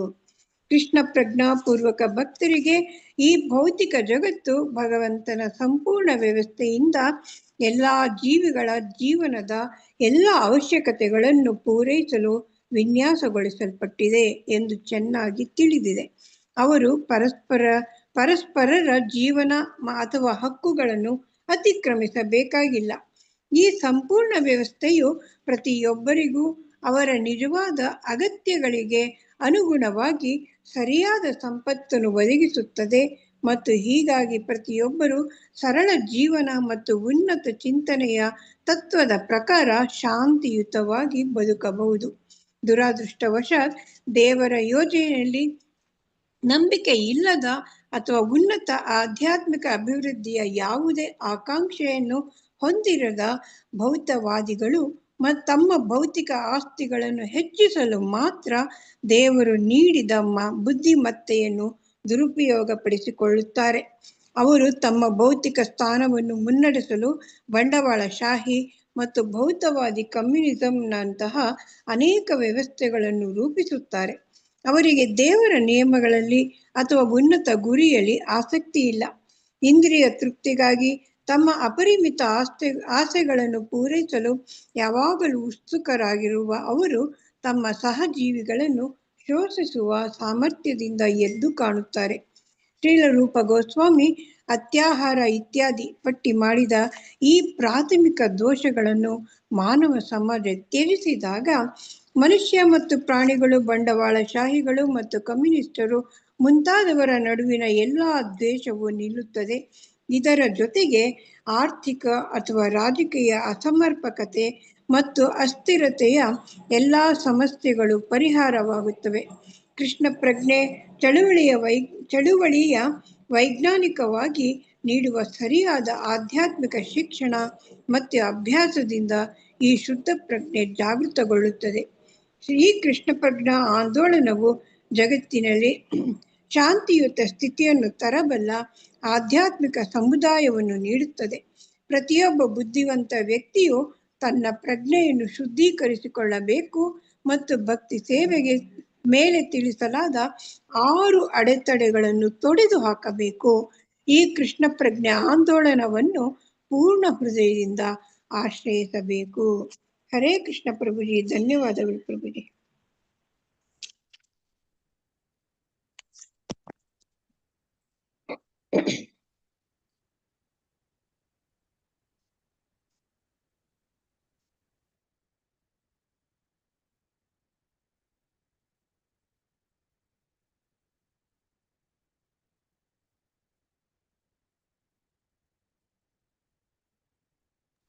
ಹರೇ ಕೃಷ್ಣ. ಕೇಳಿಸ್ತಾ ಇದೆಯಲ್ಲ? ಕೇಳಿಸಿದೆ ಪ್ರಭುಜಿ. ಕೇಳಿಸ್ತಿದೆ. ಹೇಗಿದೆ ಶ್ಲೋಕ ಮತ್ತು ಅನುವಾದ? ಶ್ರೀಲ ಪ್ರಭುಪಾದರಿಂದ ಅನುವಾದ ಹೇಗಿದೆ? ಚೆನ್ನಾಗಿದೆ ಪ್ರಭುಜಿ. ತುಂಬಾ ಅರ್ಥವತ್ತಾಗಿದೆ ಪ್ರಭುಜಿ. ನಾವು ಜೀವನದಲ್ಲಿ ಅಳವಡಿಸ್ಕೋಬೇಕಷ್ಟೇ. ಓದಕ್ ಚೆನ್ನಾಗಿದೆ. ಓದಕ್ ಚೆನ್ನಾಗಿದೆ. ಶಾಸ್ತ್ರ ಚೆನ್ನಾಗಿದೆ ಅಲ್ಲ? ಹೌದು ಪ್ರಭುಜಿ. ಅಳವಡಿಸ್ಕೊಂಡಿದ್ರೆ ನಾವು ಕೃಷ್ಣ ಪ್ರಜ್ಞೆಯಲ್ಲಿ ಬಂದೇನು ಪ್ರಯೋಜನ ಇಲ್ವಲ್ಲ, ಅಳವಡಿಸ್ಕೊಳ್ಳಬೇಕು. ಹೌದು. ಸೊ ಮೊದಲನೇದಾಗಿ ಮಾನವ ಜೀವನ ಇರೋದು ಏನಕ್ಕೆ ಅಂದ್ರೆ ಒಂದು ಸರಳವಾದ ಜೀವನ ನಡೆಸಬೇಕು ಅಂತ ಹೇಳಿ, ಮತ್ತು ಉನ್ನತವಾದ ಒಂದು ನಾವು ವಿಚಾರ ಶಕ್ತಿಯನ್ನು ಹೊಂದಿರಬೇಕು, ಉನ್ನತ ಭಾವನೆಗಳನ್ನು ಹೊಂದಿರಬೇಕು. ಕೃಷ್ಣನಿಗೆ 3 ಶಕ್ತಿಗಳಿವೆ ಮೂಲಭೂತವಾಗಿ. ಒಂದು ಆಂತರಿಕ, ತಟಸ್ಥ, ಒಂದು ಬಹಿರಂಗ ಶಕ್ತಿ. 3 ಶಕ್ತಿಗಳ ಬಗ್ಗೆ ನಮಗೆ ಗೊತ್ತಿದೆ. ಆಂತರಿಂಗ ಶಕ್ತಿ ಅಂದ್ರೆ ಕೃಷ್ಣನ ಆಧ್ಯಾತ್ಮಿಕ ಶಕ್ತಿ ಅಥವಾ ಯೋಗ ಮಾಯೆ. ಬಹಿರಂಗ ಶಕ್ತಿ ಅಂದ್ರೆ ಮಹಾಮಾಯೆ ಅಥವಾ ಕೃಷ್ಣನ ಒಂದು ಈ ದುರ್ಗಾ ಶಕ್ತಿ. ಮಧ್ಯದಲ್ಲಿ ತಟಸ್ಥ ಶಕ್ತಿಗಳು. ನಾವೆಲ್ಲ ತಟಸ್ಥ ಶಕ್ತಿಗಳ ಗುಂಪಿಗೆ ಬರ್ತೇವೆ. ಸೊ ತಟಸ್ಥ ಶಕ್ತಿ ಅಂದ್ರೆ ಇದು ತಟ ಅಂದ್ರೆ ಗೊತ್ತಿದೆಯಲ್ಲ? ತಟ ಅಂದ್ರೆ ಯಾರಿಗೂ ಗೊತ್ತಿದೆ? ನದಿ ದಡ. ನದಿ ದಡ ಅಥವಾ ಸಮುದ್ರ ದಡ.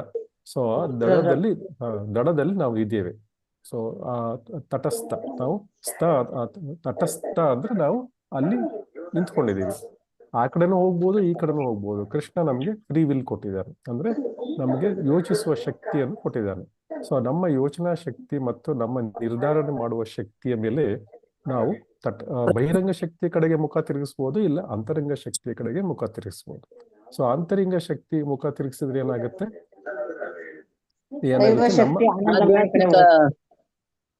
ದೈವ ಶಕ್ತಿ ಕಡೆ ಹೋಗ್ತೀವಿ ಪ್ರಭುಜಿ. ದೈವ ಶಕ್ತಿ ಕಡೆಗೆ ಹೋಗ್ತೀವಿ. ನಾವು ಏನಾಗುತ್ತೆ, ನಾವು ನಮ್ಮ ಮೂಲ ಚಟುವಟಿಕೆ ಏನು, ಆ ಮೂಲ ಚಟುವಟಿಕೆಯನ್ನು ಮಾಡ್ತೇವೆ. ನಮ್ಮ ಮೂಲ ಚಟುವಟಿಕೆಯನ್ನು ಜೀವೇರಹಯ ಸ್ವರೂಪ ನಿತ್ಯ ಕೃಷ್ಣದಾಸ. ನಮ್ಮ ನಿಜವಾದ ಸ್ವರೂಪ ಏನು? ಭಕ್ತಿ ಸೇವೆಯಲ್ಲಿ ನಿರಂತರವಾಗಿ ಭಗವಂತನ ಭಕ್ತಿ ಸೇವೆಯನ್ನು ಮಾಡೋದು ನಮ್ಮ ನಿಜವಾದ ಸ್ವರೂಪ. ಸೊ ಭಗವಂತನ ಭಕ್ತಿ ಸೇವೆ ಮಾಡ್ಲಿಲ್ಲ ಅಂದ್ರೆ ಇನ್ನೊಂದು ಸೇವೆ ಮಾಡ್ತೀವಿ, ಅದು ಮಾಯೆ ಶಕ್ತಿ ಮಾಡ್ತೀವಿ. ಇಲ್ಲ ಅಂತರಂಗ ಶಕ್ತಿಗೆ ಸೇವೆ ಮಾಡಬೇಕು, ಇಲ್ಲ ಬಹಿರಂಗ ಶಕ್ತಿಗೆ ಸೇವೆ ಮಾಡಬೇಕು. ಸೊ ಬಹಿರಂಗ ಶಕ್ತಿ ಸೇವೆ ಮಾಡಿದ್ರೆ ಏನೇನು ನಮ್ಗೆ ಕಷ್ಟ ಸುಖಗಳಿವೆ ಅದೆಲ್ಲ ನಮಗೆ ಗೊತ್ತಿದೆ. ಆದ್ರೆ ಅಂತರಂಗ ಶಕ್ತಿಗೆ ಮಾಡಿದ್ರೆ ಏನ್ ಕಷ್ಟ ಸುಖ ಇದೆ ನಮ್ಗೆ? ಈ ಕಷ್ಟಗಳು ಏನೂ ಇಲ್ಲ, ಬರೀ ಸುಖವೇ ಇರೋದು. ಸೊ ಅದನ್ನು ನಮ್ಗೆ ನೆನಪಿಲ್ಲ, ನಾವು ಮರ್ತು ಹೋಗ್ಬಿಟ್ಟಿದ್ದೇವೆ. ಬಹಿರಂಗ ಶಕ್ತಿಯಲ್ಲಿ ನಾವು ಬಹಳ ಕೋಟಿ ವರ್ಷಗಳಿಂದ ಇಲ್ಲಿ ಇದ್ಕೊಂಡ್ಬಿಟ್ಟಿದ್ದೀವಿ. ಸೊ ಭಗವದ್ಗೀತೆಯಲ್ಲಿ ಕೃಷ್ಣ ಅರ್ಜುನನಿಗೆ ಹೇಳ್ತಾನೆ, ಮಹಾತ್ಮಾನಸ್ತು ಮಾಂ ಪಾರ್ಥ ದೈವಿ ಪ್ರಕೃತಿ ಮಾಶ್ರಿತಾ ಭಜಂತಿ ಅನನ್ಯ ಮನಸೋ ಜ್ಞಾತ್ವ ಭೂತಾದಿಂ ಅವ್ಯಯಂ. ಪ್ರತಾಪುತ್ರನೇ, ಮೋಹಕ್ಕೆ ಒಳಗಾಗದೇ ಇರೋರು ಮಹಾತ್ಮರು ಇವರೆಲ್ಲ ಏನಿದ್ದಾರೆ ದೈವಿ ಪ್ರಕೃತಿಯ ಆಶ್ರಯದಲ್ಲಿದ್ದಾರೆ. ಅವರು ಸಂಪೂರ್ಣವಾಗಿ ಭಕ್ತಿ ಸೇವೆಯಲ್ಲಿದ್ದಾರೆ. ಯಾಕಂದ್ರೆ ನಾನು ದೇವೋತ್ತಮ ಪರಮಪುರುಷ, ಮೂಲ ಪುರುಷ ಮತ್ತು ಅವ್ಯಯ ಅದು ಅವರಿಗೆ ಚೆನ್ನಾಗಿ ಗೊತ್ತಿದೆ. ಸೊ ಅದರಿಂದ ಯಾವಾಗ ಜೀವಾತ್ಮರು ಈ ತಟಸ್ಥ ಶಕ್ತಿಯ ಜೀವಾತ್ಮರು ಅಂತರಿಂಗ ಶಕ್ತಿ ಹತೋಟಿಯಲ್ಲಿದ್ದಾಗ ಏನಾಗುತ್ತೆ, ಕೃಷ್ಣನ ಏಕೈಕ ಕಾರ್ಯ ಅಂದ್ರೆ ವಿಷ್ಣುವನ್ನು ತೃಪ್ತಿಪಡಿಸುವುದು, ಅದಷ್ಟೇ ನಮ್ಮ ಕೆಲಸ. ಅದು ನಮ್ಗೆ ಚೆನ್ನಾಗಿ ತಿಳಿದಿರುತ್ತೆ ಮತ್ತು ಆ ಕೆಲಸವನ್ನು ನಾವು ಮಾಡ್ತಾ ಇರ್ತೀವಿ. ಸೊ ಅವಾಗ ನಮ್ಗೆ ಯಾವುದೇ ರೀತಿಯ ಸಮಸ್ಯೆಗಳಿರೋದಿಲ್ಲ. ನಂತರ ಮುಂದಿನದು, ಯಾವಾಗ ನಾವು ಅಂತರಿಂಗ ಶಕ್ತಿಗೆ ಸೇವೆ ಮಾಡೋದಿಲ್ವೋ ನಾವು ನಾವು ಏನ್ ಮಾಡ್ತೀವಿ, ಬಾಹ್ಯ ಶಕ್ತಿಗೆ ನಾವು ಸೇವೆ ಮಾಡ್ತೀವಿ. ಬಾಹ್ಯ ಶಕ್ತಿ ಅಂದ್ರೆ ಮಹಾಮಾಯ ಶಕ್ತಿಯ ವಶಕ್ಕೆ ನಾವು ಇರ್ತೀವಿ, ವಶದಲ್ಲಿ ಇರ್ತೀವಿ. ಸೊ ಅಂದ್ರೆ ಅವಾಗ ಮಾಯ ಏನ್ ಮಾಡ್ತಾಳೆ, ನಮ್ಗೆ ತ್ರಿವಿಧವಾದ ಶಕ್ತಿಗಳಿವೆ, ತ್ರಿವಿಧ ತಾಪತ್ರಯಗಳಿದಾವೆ ನಮಗೆ. ತ್ರಿವಿಧ ತಾಪತ್ರಯಗಳು ಅಂದ್ರೆ ಆದಿದೈವಿಕ ತಾಪತ್ರಯ, ಆದಿ ಭೌತಿಕ ತಾಪತ್ರಯ ಮತ್ತು ಆಧ್ಯಾತ್ಮಿಕ ತಾಪತ್ರಯಗಳು. ಈ ರೀತಿಯ 3 ತಾಪತ್ರಯಗಳಿದ್ದಾವೆ. ನಮಗೆ 4 ಮೂಲಭೂತ ಕಷ್ಟಗಳಿದ್ದಾವೆ ಮತ್ತು 3 ತಾಪತ್ರಯಗಳಿದ್ದಾವೆ. 4 ಮೂಲಭೂತ ಕಷ್ಟಗಳು ಯಾವುದು? ಅದೇ ಹುಟ್ಟು, ಮುಪ್ಪು, ಕಾಯಿಲೆ ಮತ್ತು ಸಾವು. ಸೊ ಇದು 4 ಮೂಲಭೂತ ಸಮಸ್ಯೆಗಳು, ಪ್ರಮುಖ ಸಮಸ್ಯೆಗಳು. ಅದರ ಜೊತೆಗೆ ಈ 3 ತಾಪತ್ರಯಗಳು, 3 ರೀತಿಯ ತಾಪತ್ರಯಗಳು. ಆದಿದೈವಿಕ ತಾಪತ್ರಯಗಳು ಅಂದ್ರೆ ಈ ದೇವತೆಗಳಿಂದ ಸುಮಾರು ತಾಪತ್ರಯಗಳಾಗುತ್ತೆ ನಮಗೆ. ಸುಮ್ನೆ ಸಿಕ್ಕಾಪಟ್ಟೆ ಮಳೆ ಹಾಕೋದು, ಇಲ್ಲ ಸಿಕ್ಕಾಪಟ್ಟೆ ಬಿಸಿಲು ಬರ್ಸೋದು, ಬರಗಾಲ ತರುವಂಥದ್ದು, ಅಥವಾ ಈ ರೀತಿಯಾಗಿ ಅವರು ದೇವತೆಗಳಿಂದ ಕ್ಲೇಶಗಳು ನಮ್ಗೆ ಉಂಟಾಗುತ್ತೆ. ನಂತರ ಈ ಕ್ರಿಮಿಕೀಟಗಳು, ಶತ್ರುಗಳು ಮತ್ತು ಈ ರೀತಿಯ ಕ್ಷೇತ್ರಗಳು. ಕ್ರಿಮಿಕೀಟಗಳು ಅಂದ್ರೆ ಈ ಕೋವಿಡ್ ಮಹಾಮಾರಿ ಈ ತರವೆಲ್ಲ ನಮಗೆ ಬರುತ್ತೆ. ಈ ತರ ಕ್ರಿಮಿಕೀಟಗಳಿಂದನೂ ಶತ್ರುಗಳಿಂದನೂ ನಮಗೆ ಕ್ಲೇಶಗಳು ಉಂಟಾಗತ್ತೆ. ಮತ್ತು ಸ್ವಂತ ದೇಹ ಮತ್ತು ಮನಸ್ಸುಗಳಿಂದ ನಾವೇ ಒಂದು ಮಾನಸಿಕವಾಗಿ ಊಹಾಪೋಹಗಳಿಂದ ನಮ್ಮ ದೈಹಿಕ ದೌರ್ಬಲ್ಯಗಳಿಂದಾಗಿ ನಾವು ಆಧ್ಯಾತ್ಮಿಕ ಕ್ಲೇಶಗಳನ್ನು ಉಂಟು ಮಾಡ್ಕೊಳ್ತೇವೆ. ಈ ರೀತಿಯಾಗಿ 3 ರೀತಿಯ ತಾಪತ್ರಯಗಳಿಗೆ ಮಹಾಮಾಯೆ ನಮ್ಮನ್ನು ಉಂಟು ಮಾಡ್ತಾಳೆ. ಈ ತಾಪತ್ರಯಗಳು ಯಾಕೆ ಉಂಟು ಮಾಡ್ತಾಳೆ ಅಂದ್ರೆ, ಮಹಾಮಾಯೆಯು ಕೂಡ ಅವಳ ಕಂಟ್ರೋಲ್ ನಾವೆಲ್ಲ ಇರೋದು ಅವಳಿಗೂ ಕೂಡ ಇಷ್ಟ ಇಲ್ಲ. ಅವಳು ಕೂಡ ಭಗವಂತನ ಮಹಾಭಕ್ತೆ. ಅವಳು ಕೂಡ ಭಗವಂತನ ಮಹಾಭಕ್ತೆ, ಅವಳು ದೊಡ್ಡ ಭಕ್ತೆ. ಅವಳು ಯಾಕಂದ್ರೆ ಮಹಾಮಾಯೆ ದುರ್ಗೆ ಶಿವನ ಪತ್ನಿ ಅಲ್ವಾ. ಶಿವ ಹೇಗೆ ಭಗವಂತನ ಮಹಾಭಕ್ತನೋ ವೈಷ್ಣವಾನಾಂ ಯಥಾಶಂಭು, ಅದೇ ರೀತಿ ಶಿವನ ಪತ್ನಿ ಕೂಡ ಭಗವಂತನ ದೊಡ್ಡ ಡಿವೋಟಿ. ಸೊ ಅವಳಿಗೂ ಕೂಡ ನಾವಿಲ್ಲಿ ಕಷ್ಟಪಡ್ತಾ ಇರೋದು ಇಷ್ಟ ಇಲ್ಲ. ಅವಳೇನ್ ಮಾಡ್ತಾಳೆ, ಆದ್ರೆ ಕೃಷ್ಣ ಕೆಲಸ ಕೊಟ್ಟಿದ್ದಾನೆ ಅವ್ರಿಗೆ, ಇವ್ರನ್ನೆಲ್ಲ ಬಡದು ನನ್ನ ಕಡೆ ತಿರುಗಿಸು ಅಂದ್ಬಿಟ್ಟು. ಅದಕ್ಕೋಸ್ಕರ ಅವಳು ಆ ಕೆಲಸವನ್ನು ಮಾಡ್ತಾ ಇದ್ದಾಳೆ. ಸೊ ಈ 7 ರೀತಿಯ ಕಷ್ಟಗಳು, ಒಟ್ಟಿನಲ್ಲಿ 3 ಪ್ರಮುಖ ಸಮಸ್ಯೆಗಳು, 4 ಪ್ರಮುಖ ಸಮಸ್ಯೆಗಳು ಮತ್ತು 3 ರೀತಿಯ ತಾಪತ್ರಯಗಳು. ಸೊ ಈ ಸಮಸ್ಯೆಗಳಂತೂ ಎಲ್ರಿಗೂ ಇರೋದೆ. ಎಷ್ಟೇ ಪುಣ್ಯ ಮಾಡಿರಲಿ, ಎಷ್ಟೇ ಪಾಪ ಮಾಡಿರಲಿ, ಈ 4 ಸಮಸ್ಯೆಗಳು ಎಲ್ರಿಗೂ ಇರೋದೆ. ಅದೇನ್ ಮಾಡೋದು, ಪ್ರಮುಖ ಸಮಸ್ಯೆಗಳು ಹುಟ್ಟೋದು, ಸಾಯೋದು, ಮುಪ್ಪು ಬರುವುದು, ಕಾಯಿಲೆ. ಇದು ಜನ್ಮ, ಮೃತ್ಯು, ಜರಾ, ವ್ಯಾಧಿ. ಈ 4 ತಪ್ಪಿಸ್ಕೊಳಕ್ ಆಗೋದೇ ಇಲ್ಲ. ಅದೇ ಸ್ವಲ್ಪ ಪುಣ್ಯ ಜಾಸ್ತಿ ಮಾಡಿದ್ರೆ ಏನಾಗುತ್ತೆ, ಈ ಕ್ಲೇಶಗಳೇನಿದಾವೆ, ಈ ಕ್ಲೇಶಗಳಿಂದ ಸ್ವಲ್ಪ ನಮಗೆ ರಿಲೀಫ್ ಸಿಗುತ್ತೆ. ಆದರೂ ಕೂಡ ಈ 3 ಕ್ಲೇಶಗಳು, 3 ರೀತಿಯ ಕ್ಲೇಶಗಳು ಮತ್ತು 4 ರೀತಿಯ ಸಮಸ್ಯೆಗಳಂತೂ ತಪ್ಪಿಸ್ಕೊಳ್ಳಕ್ ಸಾಧ್ಯವೇ ಇಲ್ಲ. ಸೊ ಇದನ್ನ ತಪ್ಪಿಸ್ಕೊಳ್ಳೋದು ಹೇಗೆ ಅಂದ್ರೆ, ನಾವು ಸದಾ ಕೃಷ್ಣನ ಭಕ್ತಿಯಲ್ಲಿ ಇರಬೇಕು. ಸೊ ನಾವು ಮಾಡುವ 6 ಕೆಟ್ಟ ಕೆಲಸಗಳ ಬಗ್ಗೆ ಇಲ್ಲಿ ಹೇಳಲಾಗಿದೆ. ಒಂದು, ಅಗತ್ಯಕ್ಕಿಂತ ಹೆಚ್ಚಾಗಿ ಸಂಗ್ರಹಿಸುವುದು, ಅದಕ್ಕಿಂತ ಹೆಚ್ಚಾಗಿ ತಿನ್ನುವುದು. ಈ ರೀತಿಯಾಗಿ ಇದು ಅತ್ಯಾಹಾರ. ಇದು ಶಾಸ್ತ್ರಗಳ ಪ್ರಕಾರ ಅಗತ್ಯಕ್ಕಿಂತ ಹೆಚ್ಚಾಗಿ ತಿನ್ನುವುದು ಮತ್ತೆ ಸಂಗ್ರಹಿಸುವುದು ಅತ್ಯಾಚಾರ. ಇದೊಂದು ಅತ್ಯಾಹಾರ. ಇದು ಒಂದು ರೀತಿ ನಮ್ಮ ಮೇಲೆ ನಾವು ಮಾಡ್ಕೊಳ್ಳುವ ಅತ್ಯಾಚಾರವೇ ಇದು. ಸೊ ಅದರಿಂದ ಇದು ಅತ್ಯಾಹಾರ, ಇದು ನಿಷಿದ್ಧ. ಸಾಮಾನ್ಯವಾಗಿ ನಾವು ಸರಳ ಜೀವನವನ್ನು ಇಷ್ಟಪಡೋದೇ ಇಲ್ಲ, ಅದು ನಮ್ಮ ದೌರ್ಭಾಗ್ಯ. ಸೊ ಶ್ರೀಲ ಪ್ರಭುಪಾದರು ಒಂದು ಉದಾಹರಣೆ ಕೊಡ್ತಾರೆ. ಒಂದು ಹಕ್ಕಿಗೆ ಏನಾದ್ರು ಕೊಟ್ಟರೆ ಅದಕ್ಕೆ ಎಷ್ಟು ಬೇಕು, 4 ಕಾಳು ತಿಂದ್ರೆ 10 ಕಾಳು ತಿಂದ್ರೆ ಹೊಟ್ಟೆ ತುಂಬುತ್ತೆ, ತಿನ್ಕೊಳುತ್ತೆ, ಹೋಗುತ್ತೆ. ಅಂದ್ರೆ ಮನುಷ್ಯ ಏನ್ ಮಾಡ್ತಾನೆ, ಆ ಅಕ್ಕಿ ಬ್ಯಾಗ್ ಎಲ್ಲ ಎತ್ಕೊಂಡು ಮನೆಗೆ ಬಂದ್ಬಿಡ್ತಾನೆ. ಬೇರೆಯವ್ರು ಹೆಂಗಾರ ಆಳ ಹೋಗ್ಲಿ ಅತ್ಲಾಗೆ ನನಗೆ ಸಿಕ್ತಲ್ಲ ಸಾಕು. ಸೊ ಇನ್ನೊಂದು ಅತ್ಯಾಹಾರ ಆದ್ಮೇಲೆ ಪ್ರಯಾಸ, ಅತಿಯಾಗಿ ಪ್ರಯಾಸ ಮಾಡುವುದು.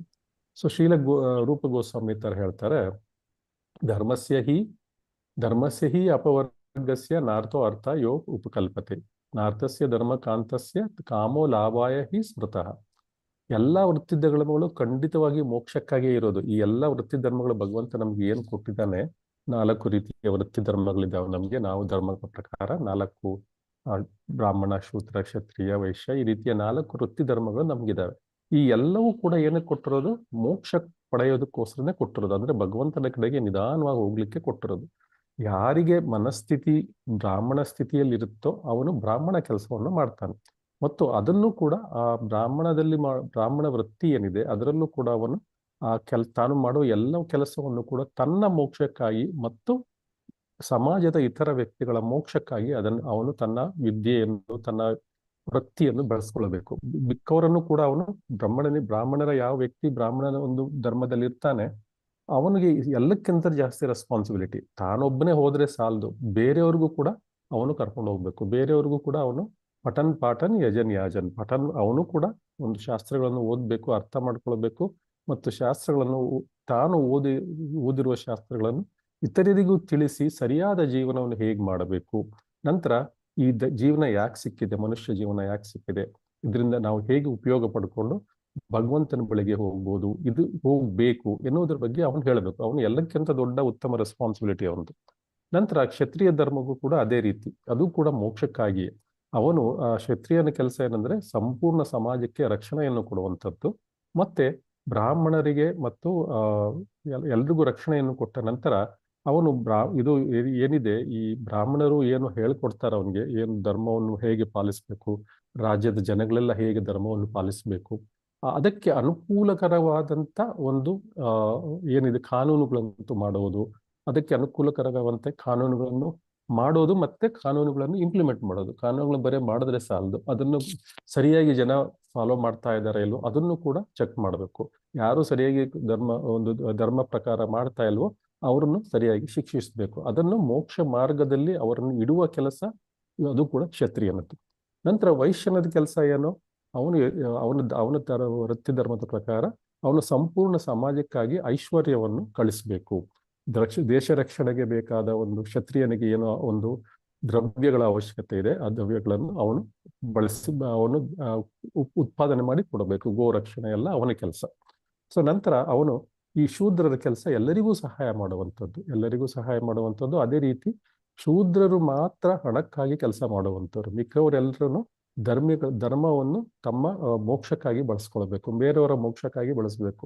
ಮಿಕ್ಕದವ್ರು ಯಾರು, ಆದ್ರೆ ಈಗಿನ ಕಾಲದಲ್ಲಿ ಎಲ್ಲವೂ ಕೂಡ ಹಣಕ್ಕೋಸ್ಕರನೇ ಮಾಡೋದು. ಯಾರು ಬ್ರಾಹ್ಮಣರಾದ್ರೂ ಅಷ್ಟೇ, ಶೂದ್ರರಾದ್ರೂ ಅಷ್ಟೇ, ಎಲ್ಲರೂ ಹಣಕ್ಕಾಗದೇ ಕೆಲಸ ಮಾಡೋದು. ಹಣ ಕೊಡದಿದ್ರೆ ಯಾರು ಬಂದು ನಿಮ್ಗೆ ಯಾವುದೇ ಒಂದು ಕರ್ಮಕಾಂಡಿಯ ಕೆಲಸಗಳನ್ನು ಕೂಡ ಮಾಡಿಕೊಡೋದಿಲ್ಲ.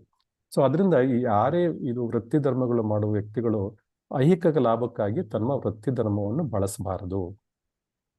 ಸೊ ಮತ್ತೆ ಇಂದ್ರಿಯ ಸುಖಕ್ಕಾಗಿ ಕೂಡ ಬಳಸಬಾರದು. ಬೇರೆಯವ್ರಿಗೆ ಕಷ್ಟ ಕೊಡ್ಲಿಕ್ಕೂ ಕೂಡ ಅದನ್ನು ಮಾಡಬಾರದು. ಸೊ ಅದರಿಂದ ಧರ್ಮ ಇರಲೇಬೇಕು. ಮಾನವ ಸಮಾಜದಲ್ಲಿ ಧರ್ಮ ಇಲ್ಲ ಅಂದ್ರೆ ಅದು ಪ್ರಾಣಿ ಸಮಾಜಕ್ಕಿಂತ ಏನು ಉತ್ತಮ ಅಲ್ಲ. ಅದು ಪ್ರಾಣಿಗಳಿಗೆ ಯಾವುದು ಧರ್ಮ ಇಲ್ಲ, ಅವ್ರು ಮಾಡಿದ್ದೇ ಧರ್ಮ. ಮತ್ತೆ ಅವ್ರಿಗೆ ಯಾವುದು ಪಾಪ ಕರ್ಮಗಳು ಬರೋದಿಲ್ಲ, ಯಾವುದು ಕರ್ಮ ಫಲಗಳು ಪ್ರಾಣಿಗಳಿಗೆ ಇರೋದಿಲ್ಲ. ಮನುಷ್ಯರಿಗೆ ಮಾತ್ರ ಕರ್ಮಗಳು ಇರುತ್ತವೆ, ಕರ್ಮ ಫಲಗಳು ಮನುಷ್ಯರಿಗೆ ಮಾತ್ರ ಸಿಗುವಂಥದ್ದು. ನಂತರ ಧರ್ಮದ ನಿಜವಾದ ಗುರಿ ಏನು ಅಂದ್ರೆ, ಧರ್ಮ ಇರೋದು ಮೋಕ್ಷ ಸಾಧನೆಗಾಗಿ ಅಥವಾ ಬರೀ ಹೊಟ್ಟೆಪಾಡಿಗಲ್ಲ, ಅದು ಇರೋದು ಮೋಕ್ಷ ಸಾಧನೆಗಾಗಿ. ಮತ್ತು ನಾವು ಕೂಡ ಮೋಕ್ಷ ಸಾಧನೆಯನ್ನು ಮಾಡಬೇಕು, ಇತರರಿಗೂ ಕೂಡ ಮೋಕ್ಷ ಸಾಧನೆಗಾಗಿ ನಾವು ಅವಶ್ಯಕವಾದ ಒಂದು ಸಾಧನೆಗಳನ್ನು ಮಾಡಿಕೊಡ್ಬೇಕು. ಧರ್ಮ ಅಂದ್ರೆ ಏನು ಅಂದ್ರೆ ಭಗವಂತನ ನಿಯಮಗಳನ್ನು ಅರಿಯೋದು, ಅದೇ ನಿಜವಾದ ಧರ್ಮ. ಸೊ ಈ ನಿಯಮಗಳನ್ನು ಅನುಸರಿಸಿದ ಏನಾಗುತ್ತೆ, ಮಾನವನಿಗೆ ನಿಧಾನವಾಗಿ ಐಹಿಕ ಬಂಧನದಿಂದ ಬಿಡುಗಡೆ ಸಿಗುತ್ತೆ. ನಿಧಾನವಾಗಿ ಶನೈ ಅಂತ ಹೇಳ್ತೀವಿ ನಾವು, ನಿಧಾನವಾಗಿ ಐಹಿಕ ಬಂಧನದಿಂದ ಬಿಡುಗಡೆ ಸಿಗುತ್ತೆ. ಸೊ ನಿಜವಾದ ಧರ್ಮ ಅಂದ್ರೆ ಏನು, ಕೃಷ್ಣ ಪ್ರಜ್ಞೆಯನ್ನು ಬೆಳೆಸ್ಕೊಳ್ಬೇಕು, ಕನಿಷ್ಠ ಅವಶ್ಯಕತೆಗಳಿಂದ ತೃಪ್ತರಾಗಿರ್ಬೇಕು. ಯಾಕಂದ್ರೆ ನಾವು ಜಾಸ್ತಿ ಹಣವನ್ನು ಗಳಿಸಿದ್ರು ಕೂಡ ಅದನ್ನು ಒಂದು ಭದ್ರವಾಗಿ ಇಟ್ಕೊಳ್ಳೋದು ಕೂಡ ಕಷ್ಟನೇ. ಮನೇಲಿ ಇಟ್ಟರೆ ಯಾರಾದ್ರೂ ಕದ್ಕೊಂಡು ಹೋಗ್ತಾರೆ, ಬ್ಯಾಂಕಲ್ಲಿ ಇಟ್ಟರೆ ಬ್ಯಾಂಕ್ ದರೋಡೆ ಆಗುತ್ತೆ, ಇಲ್ಲ ಬ್ಯಾಂಕ್ ಎಲ್ಲ ಮುಚ್ಕೊಂಡು ಓಡೋಗುತ್ತೆ. ಸೊ ಎಲ್ಲಿಟ್ಟರು ಕಷ್ಟವೇ. ಸೊ ಅದರಿಂದ ನಿಜವಾದ ಜೀವನದ ನಿಜವಾದ ಜೀವನ ಗುರಿ ಏನು ಅಂದ್ರೆ, ಪರಮ ಸತ್ಯವನ್ನು ಕಂಡುಹಿಡಿಯುವುದು. ನಾನು ಯಾರು, ಭಗವಂತ ಯಾರು, ನನಗೂ ಭಗವಂತನಿಗೆ ಏನು ಸಂಬಂಧ, ನಾನು ಭಗವಂತನ ಸಂಬಂಧ ತಿಳ್ಕೊಂಡ್ಮೇಲೆ ನಾನು ಭಗವಂತನನ್ನು ಮತ್ತಷ್ಟು ಹೇಗೆ ಅರಿಯುವುದು, ಸತ್ಯವಾದ ನಿಜವಾದ ಪರಮ ಸತ್ಯದ ಬಗ್ಗೆ ಹೇಗೆ ನಾವು ಹೆಚ್ಚು ತಿಳ್ಕೊಳ್ಳೋದು, ಪರಮ ಸತ್ಯನನ್ನು ನಾನು ಹೇಗೆ ಸೇವೆ ಮಾಡುವುದು, ಇದು ಜೀವಸ್ಯ ತತ್ವ ಜಿಜ್ಞಾಸಾಹ ಅಂತ. ಸೊ ನಮ್ಮ ಜೀವಗಳ ತತ್ವ ಜಿಜ್ಞಾಸ, ನಾವು ತತ್ವ ಜಿಜ್ಞಾಸ ಮಾಡ್ಕೋಬೇಕು. ಸೊ ನಂತರ ಮುಂದಿನದು ಪ್ರಚಲ್ಪದ ಬಗ್ಗೆ ಮಾತಾಡಿದ್ದಾರೆ, ಅಂದ್ರೆ ಅನಾವಶ್ಯಕವಾಗಿ ಮಾತನಾಡುವುದು, ಸೋಮಾರಿಕಟ್ಟೆಗಳು. ಸೊ ಅಲ್ಲಿ ಕೂತ್ಕೊಂಡು ಅದು ಏನು ಮಾತಾಡಿದ್ರು ಕೃಷ್ಣ ಪ್ರಜ್ಞೆಯ ಸುತ್ತಮುತ್ತಲೇ ನಾವು ಮಾತಾಡಬೇಕು. ಕೃಷ್ಣನ ಬಗ್ಗೆ ಮಾತಾಡಬೇಕು, ಕೃಷ್ಣನ ಭಕ್ತರ ಬಗ್ಗೆ ಮಾತಾಡಬೇಕು, ಮಹಾಜನಗಳ ಬಗ್ಗೆ ಮಾತಾಡಬೇಕು, ಕೃಷ್ಣನ ಲೀಲೆಗಳ ಬಗ್ಗೆ ಮಾತಾಡಬೇಕು, ಕೃಷ್ಣನ ಒಂದು ಭಕ್ತರ ಲೀಲೆಗಳ ಬಗ್ಗೆ ಮಾತಾಡಬೇಕು. ಕೃಷ್ಣನ ಭಕ್ತರ ಲೀಲೆ ಬಗ್ಗೆ ಕೂಡ ಯಾವಾಗ ಮಾತಾಡ್ತೀವಿ ನಾವು, ಅವಾಗ ಕೂಡ ನಾವು ಕೃಷ್ಣನನ್ನು ಸ್ಮರಿಸ್ತಾ ಇರ್ತೀವಿ. ಸೊ ನಾವು ಈ ರೀತಿಯಾಗಿ ಅನಾವಶ್ಯಕವಾಗಿ ಮಾತಾಡಬಾರದು. ಅನಾವಶ್ಯಕವಾಗಿ ಮಾತಾಡೋ ಜನಗಳನ್ನು ಕೂಡ ನಾವು ಸ್ವಲ್ಪ ದೂರದಲ್ಲೇ ಇಟ್ಟೋದು ಒಳ್ಳೆಯದು. ನಂತರ ಜನಸಂಘ, ಇದು ಕೃಷ್ಣ ಪ್ರಜ್ಞೆಯಲ್ಲಿ ಆಸಕ್ತಿ ಯಾರಿಲ್ವೋ ಅಂತಹ ಜನಗಳ ಸಹವಾಸವನ್ನು ಮಾಡುವುದು ಸೂಚಿಸುತ್ತೆ. ಖಂಡಿತ ಅಂತಹ ಸಂಘವನ್ನು ಮಾಡಬಾರ್ದು ಅಂತೇಳಿ ರೂಪ ಗೋಸ್ವಾಮಿಯವರು ಮತ್ತೆ ಶೀಲ ಪ್ರಭುಪಾದರು ಹೇಳ್ತಾರೆ. ಸೊ ಮತ್ತೆ ಯಾವಾಗಲೂ ಭಗವದ್ ಭಕ್ತರ ಸಂಘದಲ್ಲಿರಬೇಕು ಮತ್ತು ಭಗವಂತನ ಸೇವೆಯನ್ನು ಮಾಡೋಕೆ ಏನೇನು ಒಂದು ನಮಗೆ ಅವಕಾಶಗಳು ಸಿಗುತ್ತೋ ಆ ಎಲ್ಲ ಅವಕಾಶಗಳನ್ನು ಉಪಯೋಗಿಸ್ಕೊಳ್ಬೇಕು. ಕರ್ಮಿಗಳು ಮತ್ತು ಜ್ಞಾನಿಗಳು ಏನ್ ಮಾಡ್ತಾರೆ, ಅವರು ಕೃಷ್ಣ ಪ್ರಜ್ಞೆಯಲ್ಲಿ ಆಸಕ್ತರಾಗಿರೋದಿಲ್ಲ ಅಷ್ಟಾಗಿ. ಸೊ ಅವರು ಏನ್ ಮಾಡ್ತಾರೆ, ತಮ್ಮ ಬಾಳನ್ನು ಅನ್ಯಾಯವಾಗಿ ಹಾಳು ಮಾಡ್ಕೋತಾರೆ. ಅವ್ರು ಏನ್ ಮಾಡ್ತಾರೆ, ಕೃಪಣರು ಅಂತ ಹೇಳ್ತಾನೆ ಕೃಷ್ಣ.